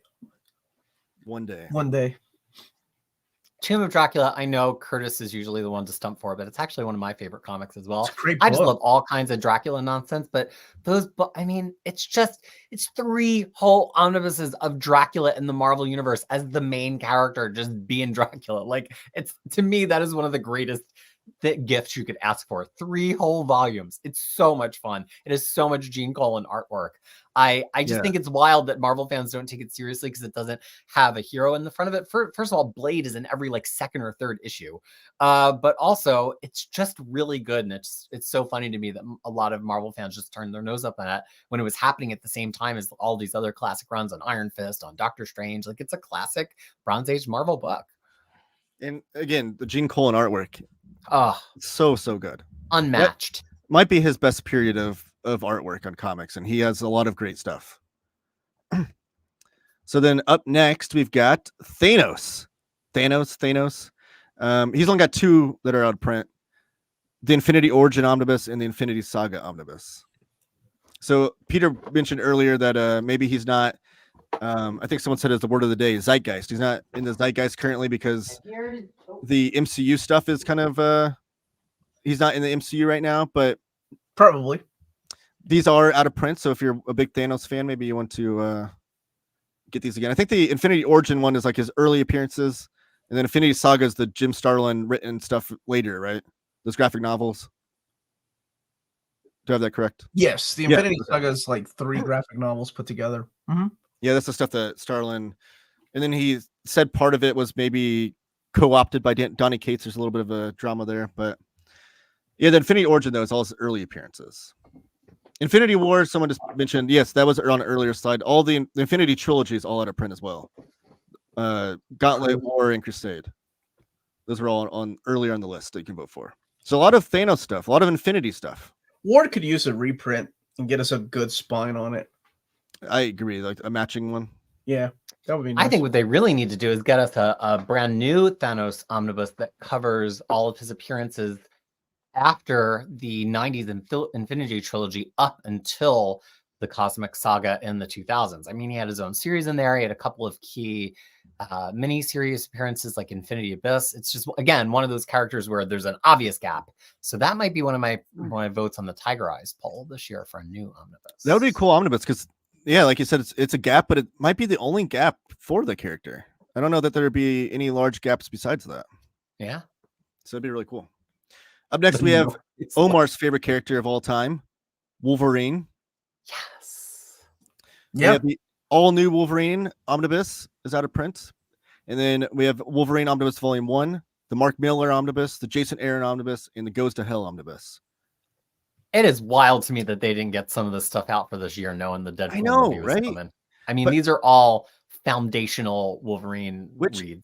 I do want to. I say that Wolverine Omnibus Volume 1, I think, is also one of Marvel's best omnibuses. People kind of deride it for like the way it's mapped, but if you want to just hand one Wolverine omnibus to somebody, that's got the Frank Miller series in it. It's got the great BWS series, the Barry Windsor Smith Weapon X series in there, and you get the first, I think, 20 issues of the. I want to say 10, but maybe it's 20. Maybe it's 10. Yeah, but that's a great omnibus to hand to somebody. Well, and what I really love about it, to your point, because I completely agree with you, Taylor, is it shows Wolverine becoming a character. The thing I always say about Claremont is Claremont's X-Men is great, but he didn't have everybody all completely figured out from day one. And with Wolverine, you can kind of see him slowly turn into Wolverine over the course of this omnibus, especially after the Claremont Frank Miller 1982 miniseries. He just really becomes Wolverine in a way that he had not yet. And then you get to read, his Wolverine SpiderMan, the one-shot issue, which is spectacular, an all-time classic. His early Marvel Comics Presents stuff was where Patch, starts to get developed in the beginning of his series as well. And you kind of finally get this fully formed character by 1990 that really did not exist prior to that 82 to 90 run. And that's what's in this book. Yeah. So it was my first omnibus, actually. Oh, really? That's fun. Fact. Yeah. I just checked. It is the first 10 issues. You were correct. Yeah. But that's a great omnibus to hand to somebody. Even if the mapping's a little weird, it's a great intro to it. It's not even weird though. It's like every story you would want up until Wolverine 10. It's I think weird it's the Weapon X thing that people. Yeah. But the Weapon X is kind of like a little bit of his origin too. That run, that Weapon X, I think it should be held up there with like Dark Knight Returns and Watchmen. Like it's that level of great comics to me. I love that. But I think it was because it's in the Marvel Comics Presents. It was like in an anthology series. Maybe is why it wasn't so praised in real time. I don't know. Omar, do you have anything to say about your favorite character? I love him. Going by all his omnis. No, what you guys brought up some phenomenal points while I was taking my medicine. That volume 1, it's mapped so different. I wonder if they would ever go back and remap it. And if they do, they would add letter pages. That would be amazing. Oh, I would love letter pages added to these books. What are you people talking about? The mapping is perfect. What is wrong with mapping? Because it starts with Weapon X, right? But we've known. Oh, and you want that to come later in publication order? No, I don't mind it. I just know it's. I love the mapping. I just know that other people talk about how the mapping's. So I guess we're all in agreement then. The mapping's great. I love the fact that they left out Origins because I was almost like, Weapon X or Origins? Which do we put in, guys? Weapon X is the right answer. Weapon X for sure. Like Origins is because Weapon X is canonical to some of those stories or to what comes after those stories. It's kind of like if you get an origin at the end of a period, the origin takes into account what happened in that period, and then it influences the next period. And so Origins is much more taking into account the Wolverine that developed in the 90s because it came out in the early 2000s. It's like there's levels. That's a good point. Yeah. So then up next, I believe we have X-Men. Yes, X-Men. Oh, so here we go. We have our two experts on the panel here, not including myself in that, by the way. We have Omar and Crisis here. We have Astonishing X-Men Omnibus, Uncanny Omnibus Volume 1, which should or should not be evergreen, Omar. And then also Volume 4. Claremont and Lee, Volume 1 and 2. Age of Apocalypse and the Companion. Oh, the X-Men Classic Omnibus. Love X-Men. I'm so proud of you all selling this stuff out. Inferno Prologue, Legacy Legion, Revolution, versus Apocalypse the 12. And then the last two are ones that we have added on. They were not ever released as omnibuses, but we are letting you vote for them to be rebranded. and that is the Executioner Song / Bishop's Crossing. Those were 2 previous OHCs that we were proposing to be mashed together. That was on last year's list too. So yes, and that's much like the Executioner Song omnibus that Omar announced last week or the week before. Extinction Agenda. All I'm these sorry. this gets confusing. I know. Thank you for correcting me. Yes, and then Fatal Attractions. So those have question marks for 2025 if you vote for them. Wow. So I mean, on Patreon wow. every year, I let the Patreons vote for what X-Men OHC they would like to see come back as an omnibus, and they voted for Fatal Attraction. There's a lot. I mean, Wedding of Cyclops and Phoenix, Shattershot, like all these books are out of print. Is Inferno out of print again? I think I found it somewhere. Let me see. Inferno omnibus. Oh man, maybe it is. I can add that to the poll. It's not a big deal. You can? Okay. Yeah, the Inferno prologue you can still get. Inferno's out. So I'll add that to the poll before we start. But I mean, Peter, adding Inferno to the poll, what's going to happen here in a couple of years with Uncanny 6? Well, I mean, the Inferno Omnibus has New Mutants issues in it, but the Marvel Masterworks, as we have seen, are not going to have the New Mutants issues from Inferno, which makes perfect sense because they were not a direct crossover with Uncanny X-Men the way the X-Factor issues were. Correct. So, you know, if we get a Claremont volume in there, it's going to only have the Uncanny and the X-Factor issues. You don't need the New Mutants issues to understand Inferno, but they are a good story and they're part of the larger whole of what's happening in Inferno. We got to get out of this idea that all double dipping is bad. Some people are going to want the line-wide stuff. Some people are going to want the title stuff. I could go down this whole slide and pitch you on all but one of these omnibuses. I mean, Astonishing X-Men was one of our evergreen votes. Uncanny X-Men Omnibus Volume 1 is one of Omar's evergreen votes. Uncanny X-Men Omnibus Volume 4 is actually probably my favorite Claremont X-Men material. I think you could just pick it up and enjoy it. Claremont Lee Omnibus 1 and 2, clearly some of the most blockbuster X-Men art of all time, although Volume 1 is pretty much all of Outback era, which can get a little down and depressing. People don't realize, or at least the end. It's the fall of the Outback era, and then it's also the team is scattered, and the team at one point is pretty much just Wolverine and Jubilee. Oh, I love that era. I love that era. Yeah, Omnibus Volume 2 is pretty much what the cartoon, pulls from directly. X-Men Age of Apocalypse Omnibus, an amazing one-and-done reality story that set the standard for all future Marvel alternate reality stories. And you can see it echoing every time they do an alternate reality that pauses the line. The companion has tons of material that goes with that on either end, because the Age of Apocalypse Omnibus itself just has things that happen from the beginning to the end of the reality starting up. So anything that's like reality history is in the companion. Most people don't know. X-Men Classic Omnibus, one of my favorite omnibuses of all time, has all of the backup stories from all the classic X-Men Classic issues,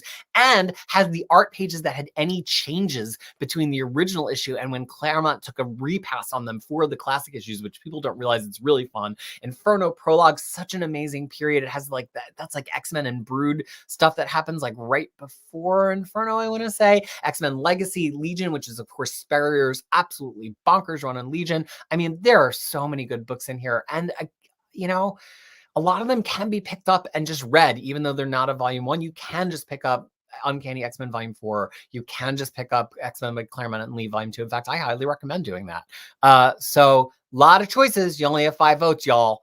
What is the empty spot on your shelves out of these right now? What omnibus would immediately precede X-Cutioner Song? That's the Jim Lee and Claremont Omnibus Volume 2. So I need to clarify something right now. Where's Phalanx Covenant, Shattershot, Messiah Trilogy? Those were never released as Omnis. So what I do every year, I used to choose, like I chose Inferno and I chose Fall of the Mutants. But then I started letting our Patreons choose. So every year I let them choose for what book they would like to see in oversized hardcover format come back as an omnibus. And they chose this year for the Fatal Attractions omnibus. What's left after this, Taylor? Just one more, and I have some people bringing up some of these. So those are just the X-Men titled ones. The X Family is another slide. Here we go. And this is where we get Deadpool and X-Force, which is ostensibly Volume 2 of X-Force. Cable and X-Force, which is ostensibly Volume 3 of X-Force. Then we have X-Factor by Peter David, Volume 1, and X-Statics, which is an amazing omnibus. I can't stress that enough. Great stuff by Milligan and Allred. And they've got 2 new miniseries. I know they've done. It's already so- a big book, though. I know that's an important one to note because there was the giant-sized Ecstatics issue, and then there was the 2 different miniseries afterwards, which maybe a companion OHC would be great for all. I don't know how many issues that is total, but I don't know that they'd add it to this one because it's already like a 1,400 pager, I think. So it's kind of a weird thing. Like if they were to remap it into 2 volumes, maybe, but I can't see them doing that either. So Uncanny X-Force, all these other books, Excalibur, New Mutants, they're all in print. That's cool. Yeah. We have a lot. A lot of X. What about Weapon X, The Return? Was that in the Wolverine one? No, I think that I found that somewhere. Oh, it's still in print? Good. think I so. like that's a very underrated one. I like that one. Yeah, that was not on the Wolverine one.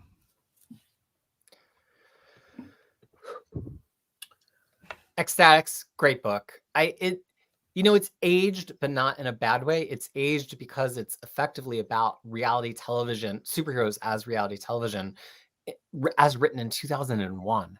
So it's 2024. I mean, it's an artifact at this point of what reality TV was, how we interacted in parasocial relationships with real people that we see in media at the time. It's still just as strong, but at the time it felt very prescient, like it was looking forward to what was going to have the trends that were going to be happening in the few years after. Now it really is kind of like retro futurism because you're like, wow, Milligan and the Allreds were really on point in what they predicted our world was turning into in terms of media. And it's also mutants, but it's not really X-Men. It has some X-Men stuff here and there, but Ecstatics is its own thing that you can pick up and read. It's like as if X-Men was a deeply weird independent comic by Mike Allred.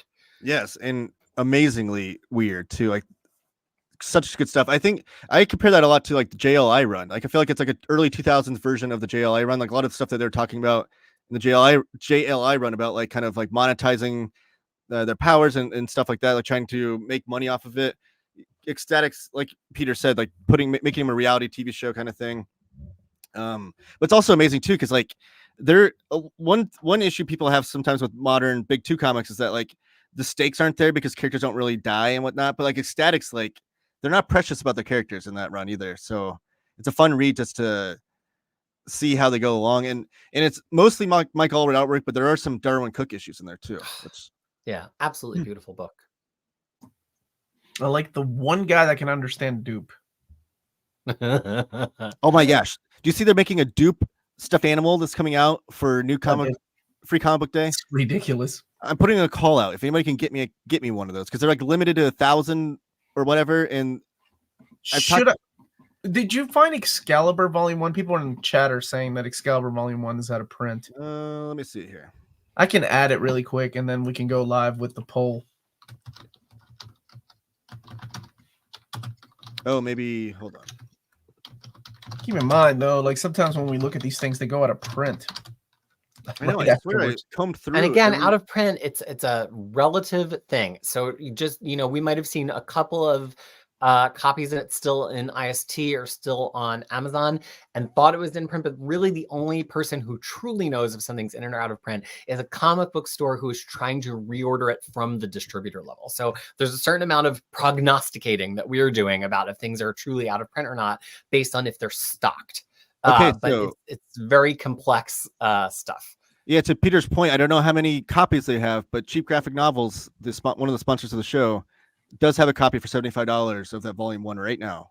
Well, that might be the end of it being in print. So get along, little doggies. So if you're looking for it, Colin Yost on me, we're actually doing something very similar to this for the Tiger Eyes poll. So make sure you're subscribed, which I know my buddy Jack Ferry is. I cannot wait. Tiger Eyes poll is like my national holiday every year. I get so hyped for it every year, and then I forget to turn in my ballot. So I have to really get on it this year. This video has just made me realize how amazing it is that we've gotten all these Omnis and we bought them. And my anxiety is through the roof, though. X-Men Volume 2 is coming back to print. Yeah, just the fact that we have I think almost 160 out of print omnibuses from Marvel. Not omnibuses that they printed, but out of print currently. Like that just shows you how many omnibuses Marvel has put out. And I want to talk to the old heads for a second here. All right, old heads, this get with me.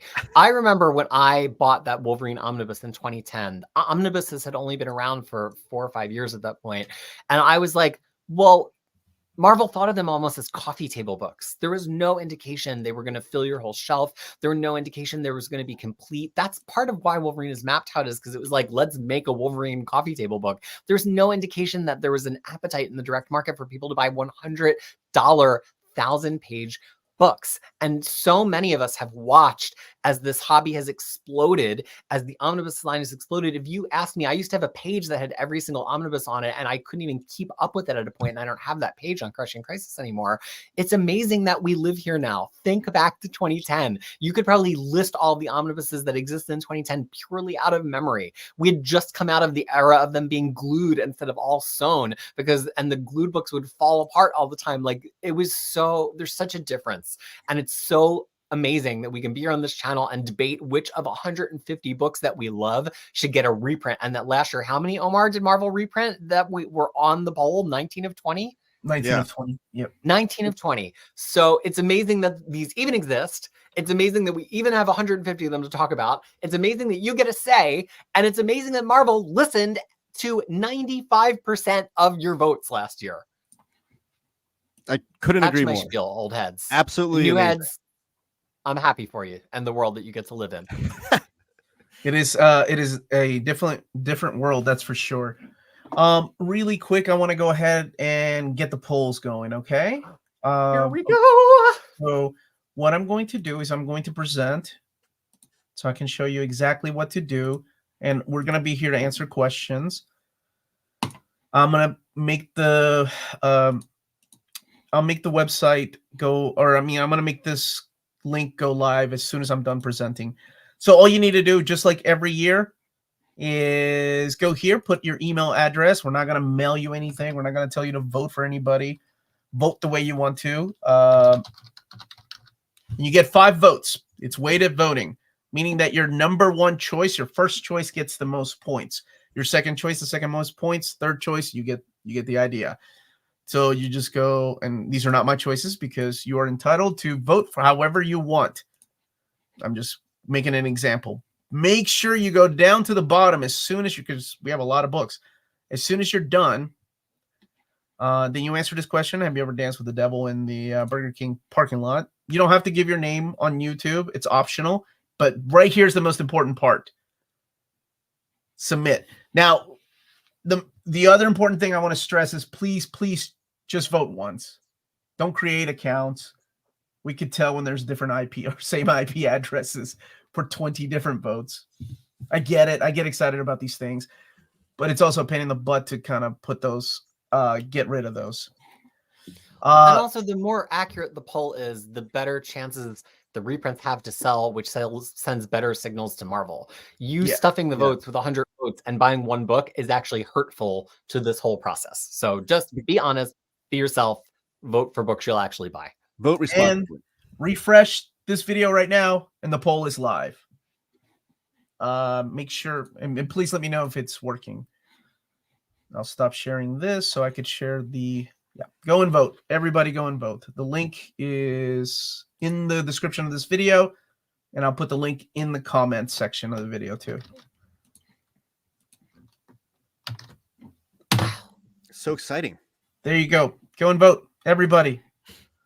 It's your right, and it'll make you feel good. Thank you guys so much for helping me do this, because oh my gosh, doing this by myself, no, it's fun, and I thank you for obliging my idea to do this as a live stream. I hope the audience enjoyed it. It's always fun to discuss omnibuses and what's in and out of print. But yeah, I can't stress enough how cool it is that Marvel listens to the audience about this thing. Like, yeah, I started collecting video game vinyls a couple of years ago, and oh my gosh, these prices. And I think to myself, wouldn't it be cool if another company like did this with a YouTube channel, like a vinyl company did this with a YouTube channel? I have a say in what comes out. Mm-hmm. Oh my gosh, because when these things go out of print, it gets ridiculous. You have until February 23rd, end of day for 23rd, so almost a little over a week. And I'll be doing the same thing with the Marvel Epic Collections reprints. I got to get with Curtis on that. Hopefully, I'll be 100% better by then. And be sure to share this too on your social medias and whatnot. Like, I'm going to make posts about it later today. You can retweet those or share them as well, but also just share the links on your own social medias and let people know that people that follow you, that this is a thing that Marvel's listening to us about. Thank Yeah, you. I mean, it's branded near mint condition, but it's for everybody. You don't have to be a loyal near mint condition watcher, and maybe but you it doesn't convert those hurt. friends, turn them into loyal near mint condition. Smash that like button though. Yeah. Oh, yes. But yeah, every group chat you've got talking about the omnibuses and when they're sold out or whatever. I know there's a New Zealand omnibus group that I am in that I will be sharing this poll in a little bit later today. So definitely spread it around, spread the love. Thanks for doing this, even though you're sick, Omar. Well, I made a promise to you guys that I would do it today, and I knew I had to get out of my bed to do it. So I don't mind. And I'm just glad I have my friends here with me. Inferno's listed twice. I see Inferno prologue. So this is the fun part. This is when I just hit refresh and we get all these responses coming in. We need to do it where you're on a screen, like when on election night, where you're like, here we've got a big legion of votes for X-Men. If I had my normal voice back, I could be doing the. That would be amazing. That would be a fun election night. Five choices, yeah. Wow, this is really cool to see it live. I don't think we've ever seen. Yeah, I don't think we've ever got updates on how. Maybe on Saturday's stream you can show a progress on the here. Let me share what I'm seeing. Okay, so people that voted can behind the scenes. This is really cool. All right, Peter, get the map out. Get your little pointer. Right. The pointer. Let me make sure I'm not sharing anybody's email because that's something that pops up. Only I can see that. Okay, here we go. So this is what I'm seeing right now. We've got 66 votes in so far. There's a little bit of a delay, but you can see them come in 71. But the way like this right here's their first choice is Acts of Vengeance, right? But let's just get to the good stuff. Oh, I saw a real tall one. I forgot that when I do this and it's live, it keeps going back to the beginning every time. But hey, people are answering the Pale Moonlight, so you all have seen the Batman movie. But this is what I see. This is what we get to see. All right, Cable and X-Force. That's what's up. Hope they come back as a X-Force Volume 2 and 3. I imagine they would, right? Oh, thank you for that, Nick. I'll remove one of those. Let me remove one of those. Thank you for that. It's kind of hard to see a play-by-play because every time I slide this across, people vote, so it goes back to the very front. But I want to. Oh my gosh, there's been 35 votes since you started sharing. That's wild. What? Do you remember how many votes we had last year by chance? Oh no, I don't. I'll have to go back. I should have asked you that earlier this week. It would be cool to see if we get a bigger response this year. It's a lot of fun to do this. My gosh. Well, at least you all know Acts of Vengeance is getting voted. Yeah, it looks like it's getting some good responses. So you got this is, 3 points goes a long way, right? Because that's your first choice. So you get more points for that. Your fifth choice doesn't get that many. I think we had Wolverine. I don't know. We talked about All New Wolverine, but that's another great one you can just hand to a new comic book fan. They can get all one and done story in. Thank you for that. It was over 4,000 votes last year. Oh, okay. Yeah, it's really cool. And this will keep going up, and it'll be going up all week. Nasty virus going around. Yeah, I feel like I got it from my kid. I had a sick kiddo last week, and because I took care of her, I feel like she did me dirty. You got punished for it. Yeah, that's what I Cloak get. and Dagger got a vote. That's nice. I would like to see the. I want to go see Marvel now. Oh, there's War of the Kings. Okay, here we go. Okay. What about Devil Dinosaur? Did the Devil Dinosaur get any votes? Just from you. Did you vote already? No, I had that omnibus, but I've not voted yet. No. Not yet. It doesn't Pretty look good spread. I'm seeing votes on almost every book. Everybody's got a favorite. The polls stay open until February 23rd. So you've got plenty of time to come back. And if anybody sees anything here that's a little bit off, like I think somebody was talking about I need to remove something here in a second. This is so hard. Take your time. You don't have to do it now. Take your time. Think about it. It's your choice. Yeah, no pressure. Like I said, no matter what, at the end of the day, it's your choice. Don't feel pressure like you have to vote for something because somebody else wants it. No matter how hard they yell and loud they yell, it's your choice. What you vote is what counts. Absolutely. Yeah, Take some don't let time. Look Omar bully you into voting for Uncanny X-Men Omnibus Volume 1. He can't hurt you. He's just a man in the Look, screen. it's not getting any love, man. It's somebody's fourth choice.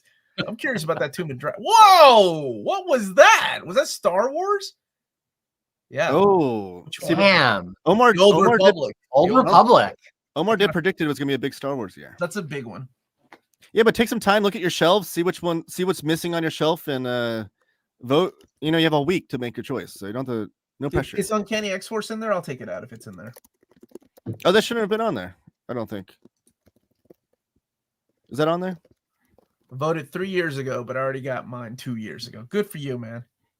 I forgot to vote for Wolverine Volume 1. Damn. Next year. But honestly, I think with a lot of people asking about Wolverine, you know, like Yeah, I think Dying Breed collectors in the chat said that it's the 50th anniversary of Wolverine yeah. next year. So sometimes Marvel likes to play on to the anniversaries. We'll get to the X's. When There Omar we reminds go. them. Yeah, when Omar reminds them. That's right. All right, Bishop's Cross. I kind of figured Bishop's Crossing will make it in the top 20. How is Carnage doing? Let's see. Carnage. Sorry, every time somebody votes, it goes back to the beginning. So give me a second. And I'm not telling you to stop voting. You all keep voting. Yeah, keep it going. We're up to 211. Man, I like to see this number just keep going. Carnage is doing okay. Where's your sticker? You get a no prize. So a no sticker for you. Oh, I thought about that before the stream. It would be cool to have some maybe some like images you could post online. Like I voted for the omnibus poll. That would be good. Tomb of Dracula, not the worst, not the best. You know, up there though. Amazing Spider-Man 1. That's getting some love. Daredevil. God, you Daredevil heads are crazy. You horn heads. What the heck? Is that Silver Age one right there? No. Oh no, it's cares Bendis. about Dang that. it. Nobody cares about your Silver. I know. I'm always trying to advocate for the Silver Age. Let me see if I can get to the Star Wars stuff. Deadpool, Devil Dinosaur. Somebody did vote for a couple of votes for Devil Dinosaur. It looks like it was somebody's first vote. I bet you that was Josh Greathouse. I saw he was wanting to vote for that one. Bernie voted for Silver Age. Daredevil. There you go. Yes. So this is the kind of things I see. You know, you see the numbers up here, the response is going up. The settings I'm not going to get into because that kind of reveals a little bit more about people and their votes, mainly IPs and things like that. That's when we could tell. Like, all these 20 votes for Tomb of Dracula came from my house.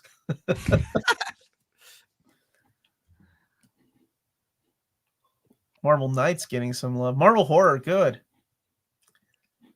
What about the Monster Bus Volume 1? Did that get? That's my one. I'm hoping to get at least 5 votes for that book. The Star Wars books. You're gonna go retail politics. Taylor's gonna go person to person until he gets those 5 votes door to door for the monster bus. You want to give us a 6 vote? I can't give 6 votes, man. I thought about doing 3. Ooh, You're not that cruel. Talk about pressure. That would be. You know, really Tiger Eyes gives us 10 votes, Omar. I don't know why you be so stingy. Did you see how stressed I made Tiger Eyes last year when I got everybody involved? He didn't get back to me for a month. Tiger Eyes is like he's like the Deep Throat of the comics community. He just appears once a year. Nobody knows who he is or what he's a fan of. He just appears and the poll happens. It's been a decade now, and then disappears into the night for another 11 months. Your Shield is getting some love. Oh, nice. Not a lot of Guardians. The Punisher's getting some love. It's good. I just want to see some Silver Age representation. I think there was like 0 last year. I'll do this again, maybe on Saturday. Look at the results again. It'd be Just to cool kind of give you an idea, like what's going on. So Annihilation, it looks okay right now. It looks about average. Oh, the Astonishing is getting some love though. It'd probably be a little bit easier to scroll through on Saturday too. After when votes are not streaming in. Yeah, there's not so many votes coming in all at once. Phil, do you want me to lie to you or tell you the truth? I mean, that's a great people talk about Omar and there was like, Omar, just get this printed. You have so much power with Marvel, like just to show you, like Omar's been trying to get Tomb of Dracula reprinted for how many years now, and it's not day one getting the love. Somebody in They the won. chat asked how the bar graphs work. So each of the colors is one of the priority votes. So the blue color you Yes. see is people who voted something first vote. So every book on top of it has the potential to have 5. You can see Acts of Vengeance there has 5. So the blue column is people who ranked it first, on through the purple column who ranked it 5th. People who ranked first got it more points than people who ranked it 5th, but it gets points for all of the votes. So that's why you're seeing, as we scroll across, like the first Acts of Vengeance volume, nobody has ranked it as their 3rd choice yet. So it does not have an orange bar. So as Omar quickly scrolls, if you see one with a lot of blues and reds, that is good because they're 1st and 2nd choices. And Peter, you just achieved the election night process. I had to winning that. Oh, man. It was very CNN of you. Just need somebody was can we see the results after voting? The results will be I usually, what I do is release the list, the top 20. I'll make a video. So it'll be probably sometime after the polls are closed. And then I release the entire list on Patreon because people on Patreon are really curious as to where their votes went. That's what I know about like Marvel Now. Yeah, right. Marvel Now, it made me think, are there any omnibuses that get 0 votes that you remember? Marvel Now for a while did not get any votes. And then I send the top 20 to David. Sometimes he asks me for the top 23. Oh, Hulk by Peter David not getting love. What's going on there? Oh, there's your Thor Heroes Return. Okay. What about Thor Volume 2? I think that was the one right above it and didn't look like a lot. Oh, That man. Star Wars line just keeps Tomb of Dracula's getting getting some love, though. Golly, you guys really want your Tomb of Dracula. Phil, did you create multiple accounts? That's a good question. How many of the books have been? Because I think Taylor is curating that list, or maybe it was James. I talked to one. Sorry, my head is all medicated. No, it was James. James told me that he was curating that list, and there's a lot of like, because the way you would have to do it before is email him. Right now, we're doing a poll this time, kind of like what we're doing here, where you get to vote. So we're taking all the lists that people wanted that have emailed him over the years and curating it into just one master file. But the problem is that people call books different things. Somebody says, oh, I want a Punisher Volume 2. Oh, I want a Punisher Classic with these writers. And it's the same book. So it's like you have to condense the list. I think there's going to be like a write-in option too, or if you write something in, it'll be on the poll the next year or something. We talked about that idea. Maybe I think, yeah, James was wanting to do that. Cloak and Dagger.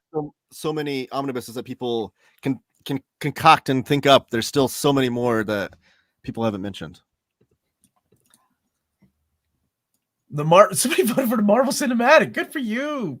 Man, that book went. It was like liquidated at $30 everywhere, but then when it went out of print, prices skyrocketed. I was kind of surprised. I'm sure that book sells for quite a bit on eBay. Which I never read those comics though, so I don't know how much of the MCU those actually build up or add to. I've never read them. Marvel Now is a trash omnibus. Punisher, yes, it's in there. It's the Garth Ennis Marvel Knights. Right. I think it's just Punisher by Garth Ennis, and then there's Punisher Max by Garth Ennis Volume 2, or both on Peter, there. would you like to enlighten Kenneth on what the Tiger Eyes poll is? Because we mentioned it a couple times. So the Tiger Eyes poll originated from a user named Tiger Eyes back when a lot of this discussion was all just on forums. It was on both the CBR comic book collected edition forums and also the Marvel Masterworks boards forums. And it started, I think this might be the 9th or 10th one. So it started and he basically got on, or they, I don't know their gender, got on and said, hey, let's have a poll for every omnibus you wish Marvel would create. And so in the early years, because we were in the early years of this, we saw a lot of like Peter David Hulk was the #1 for a really long time. New Mutants was the #1 for a really long time. Uncanny X-Men 3 and then Uncanny X-Men 4, because for a while it was obvious what the top omnibuses everybody wanted was. But after the omnibus program really exploded in the past 4 or 5 years, it has had some really fun and wild choices on it. And the way it always used to work is you had to personally email Tiger Eyes your top 10 ranked choices, and then Tiger Eyes Enterprise just sat with everybody's choices in a spreadsheet and put them all together and then announced them one by one on a forum post. But then in the past couple of years, they've gotten involved with Omar. And so we've been able to see some live discussion on it here. And Marvel doesn't necessarily shop from the poll specifically that we know, but there are Marvel Collected Editions editors and freelancers who are active on that Marvel Masterworks board. So there's always been a little bit of a dialogue between the Tiger Eyes poll and the people at Marvel, even if it's in an unofficial capacity. And of course, obviously, David Gabriel and the folks at the Collected Editions group are aware of things that happen here on Near Mint Condition as well. So now it will be on Near Mint Condition. Everybody will get a chance to vote. And it is for books that do not yet exist as official omnibuses.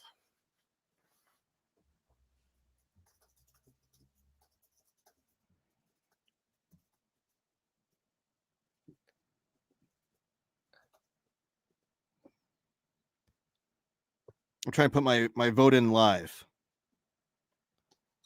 Let's see if I can do this.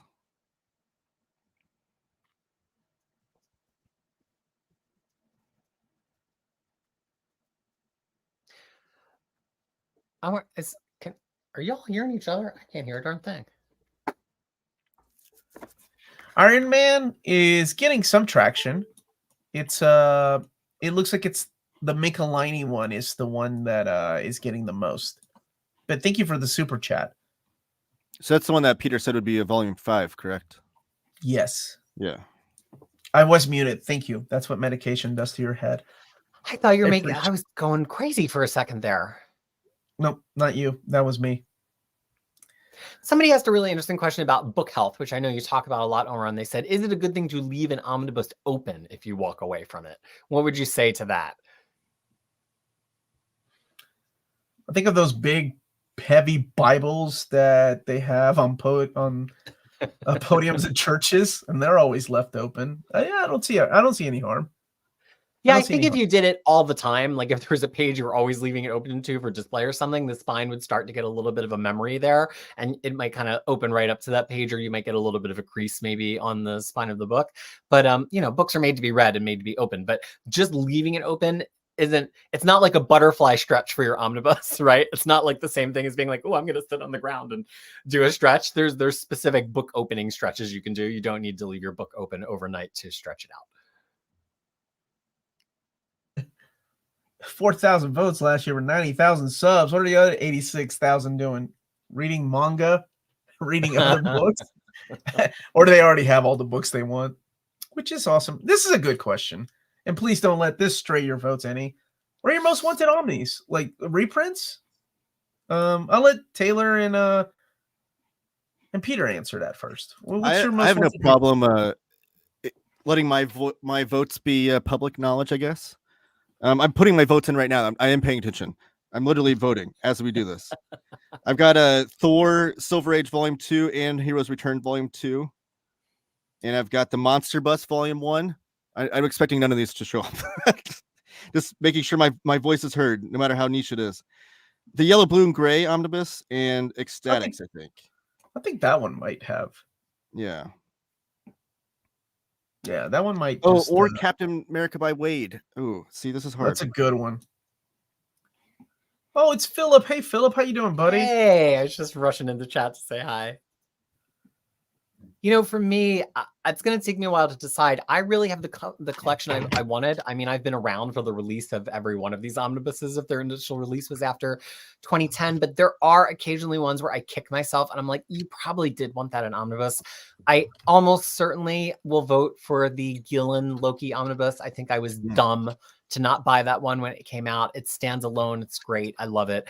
I think I probably should have bought the War of Kings Prelude and Aftermath omnibuses, even though I have the material. It's in a mix of different books in different formats. I think it's a book that's really fun to read all as one go. So even though I'm mostly known as somebody who reads digital and an epic collection now, for me, this poll is about kind of righting past wrongs. I never really missed any of them. I was here for the solicits of all of them, but there's ones that when they went out of print, I had FOMO, like, oh, I shouldn't have waited.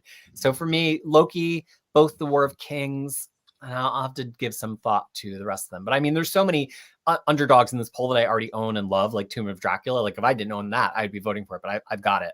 And so that is my answer. You keep rubbing it in. Hey, rubbing it in, buddy. hold on. Didn't you have it before?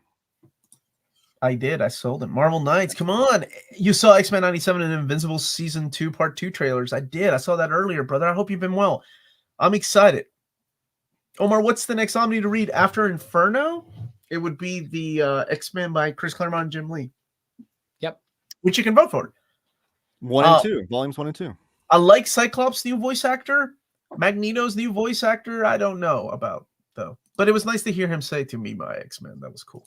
I have most of the books that are out. New Republic would be a buy for me, and some of the X-Men stuff has to be Omni, like Bishop's Crossing and Phalanx. Yes, Old Republic is doing really well. I can see that one actually making it. Is that the Star Wars Omnibus that you were really surprised and you ended up liking a lot, Omar? Oh, I loved it, dude. That was one of Yeah. my favorite reads in 20. When was it released? 2019, 2020?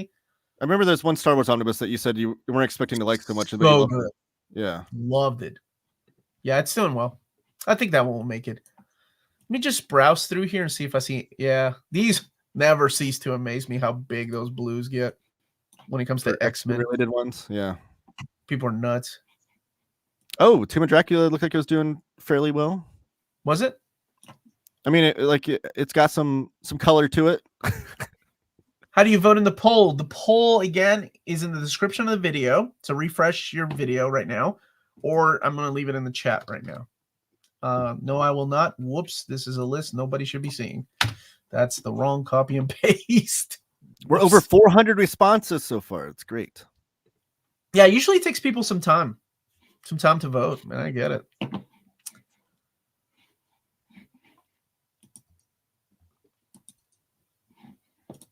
I'm very curious for people that are in the comments. Are you voting for omnibuses where you've been waiting forever to get to read that? And you're like, yes, I want the omnibus. Or are you voting for omnibuses where you know it from singles or maybe even got the epic collections and you're like, okay, that run was legit. I want it in omnibus. I'm really curious to know. I'm always fascinated by people who are waiting to read a run for the first time in omnibus. And I say that as somebody who has absolutely done that several times over. Mm-hmm. But now with so many printing options, I'm always curious to know, like, are you holding out? Like, I will only read it if I get it in omnibus. Or is it something you already much love? I'd be very interested in your comments. That's how Captain America by Mark Waid is for me. I've never read it before, and I want to read it in the omnibus format. Oh, it's such a good read. I love, especially the beginning of that run. I'll so trust. good. I always say of like modern writers, anything Mark Waid or Kurt Busiek write for superheroes, I'll trust anything those two write with the superhero genre. You're putting your so many great You're answers. in good hands y'all with in those the guys. chat. Let me get in the chat.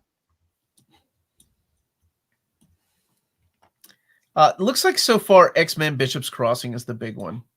Oh, But that was no surprise. This is the second year it's been on there, so that's no surprise. Yeah, the Extinction Agenda one that just got announced, right? Is that Extinction Agenda? That one, I think, only finished like third place last year. It's kind of surprising that it wasn't. Well, I think because changes, right? Like people, I think, voted more for Spider-Man. If something is out by Spider-Man, then Yeah, I think it was one of the Brubaker or Bendis Daredevils that finished #1 last year. Oh yeah, there were a lot of Hornhands get crazy, man. That's a character that's been really well represented in Omnibus as well. DD? Yeah, Yeah. which rightfully so. I mean, people always talk about how he's never really had a bad run, and they're exactly right. Like,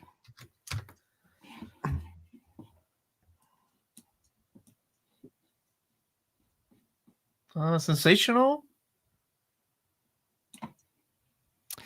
She-Hulk's doing really good. I was gonna say that's one that you can make an argument for to be evergreen as well. Is that John Byrne's She-Hulk? If you were to have a evergreen She-Hulk run, I think that would be the one you'd pick, right? Oh gosh, yeah, it's such a good run. I know people like. I don't know what Peter thinks about Dan Slott. I didn't really dig Dan Slott's as much as everybody else did. And don't get me wrong, it's good, but go ahead, Peter. I was going to say I'm actually a pretty big Dan Slott fan in general, even if I've blocked him on all social media for my own personal safety. But I do feel like the She-Hulk run, it's just a little too like witty joke panel for joke to sink in, witty joke. I like Slott when he's a little bit more rapid fire, and I feel like he was still evolving that version of his voice at the point that he was writing She-Hulk. Yeah. So I enjoy it, but She-Hulk actually secretly is one of my favorite characters. I was actually reading some of the original Savage She-Hulk because Morbius has a great arc in issues 9 through 12, and I just did a guide to Morbius, and I kind of forgot how great that original She-Hulk run is, which actually it's one of the only books I've ever bound myself from. Oh wow, copies. So I have. Man, I love this. I love those yellowed edges to those pages. Bound version of beautiful. Savage She-Hulk with all the ads and everything. Yeah, pretty cool. That's the way comics should be reprinted. Oh God, here we go. Sorry. Oh, it's okay. I'll get off my soapbox. It's okay, man. I had plans, man. Back when I lived in the States, that was going to be my whole shelf. I was going to just that's why I have so many singles. I was just going to custom bind everything. But then I moved, and binding is like 4 times as expensive here. And then Marvel got on their game with omnibuses. So like now I just have all these singles for no reason. Wow. Eventually some New Zealand collector is going to buy, 20,000 issues from me in bulk and have a very happy day. No, you need to open your own comic book shop, Peter. We talked about this in the chat. Like in New Zealand, if there's someone that sells comic books as well as you, like I think you're a perfect shop owner. You just need to. I don't know how well that business would do it over there, but if I'm not mistaken, I believe Comic Hub is based in New Zealand. Really? So it has definitely occurred. If anybody isn't in at Comic Hub and wants to make an introduction for me, feel free. Interesting. So it's looking like War of the Kings, the Prelude, Tomb of Dracula 1, X-Men Bishop's Crossing. Those are doing really well. Only Wolverine's doing well. But then again, anything can change, right? We're just at the beginning of this. Tomb of Dracula 1 that's good to hear, because I would assume they would use the new scans, right, for the Masterworks? I would hope so. How many volumes of the Masterworks have come out for that? 3 or 4? Or been solicited at least? 3. 4 has been solicited. Okay. So that would be bleeding into the volume 2 of the omnibuses then, right? Would the volume 4 would be the first one of that? Yeah.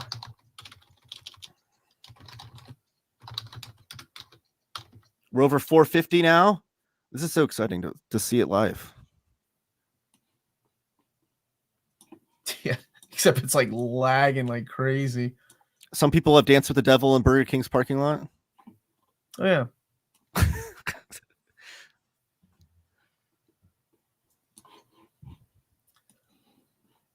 For me, my votes are for Tomb of Dracula again. We'll see, though. Oh, Thor! Thor's getting some love. Heroes Return, Volume 2. Star Wars. So, Omar, here's a question for you that's kind of reprint omnibus, here, kind of new omnibus related.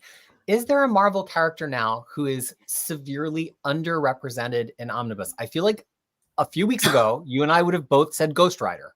But now we finally have solicited the Ghost Rider 90s. You could still say these underrepresented in omnibus, still a valid answer. But who do you think is like a big enough Marvel character with or team with a small enough omnibus footprint that we just need to see some more? The Inhumans. Inhumans is Taylor's answer. Yeah, that's a good answer. I'm a big fan of things by Jeff Parker. So I'd love to see like his Agents of Atlas. Agents of Atlas, yes! Oh, we should vote for that on Tiger Eyes for sure.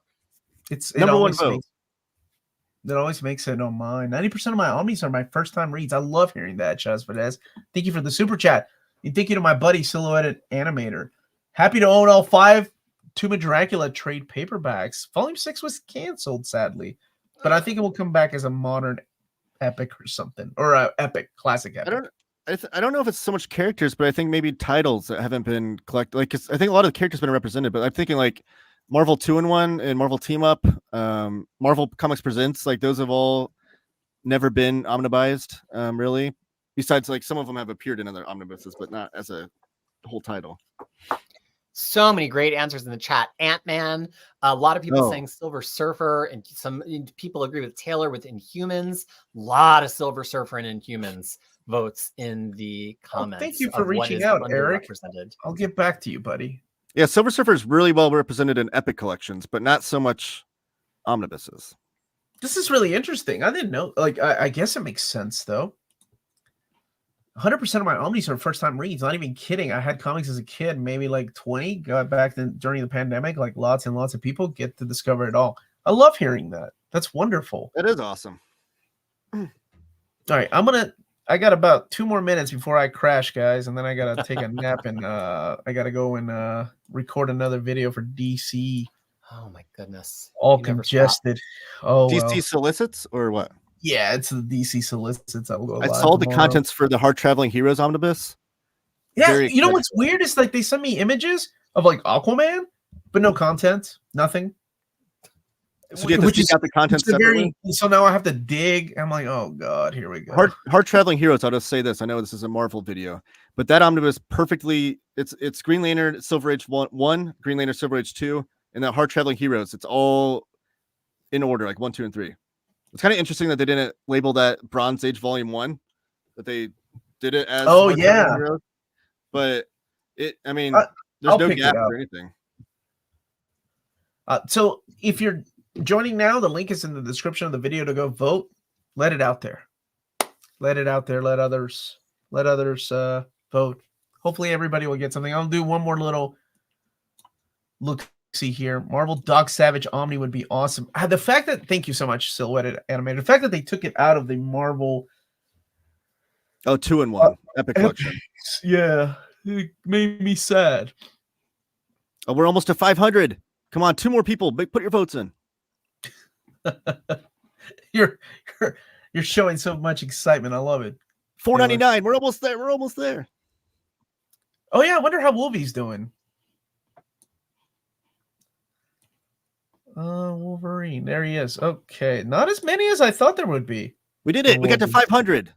There you go. Wow, it is wild that 500 people have already taken the time and made 5 picks on this. Shows you the appetite. Love it. Now I got to see how many accounts Phil Owens has created. All 50 of them and ban them. Ah, I did not see the X-Men Days of Future Past OHE contents in the X-Tinction agenda.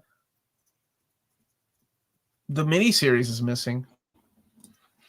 So if you have it, pick it. Oh, John Anderson T. Lex. Yes. Let me stop sharing really quick. Any day now. So a big thank you to my co-host that really drove the show because I am in no shape to do that today.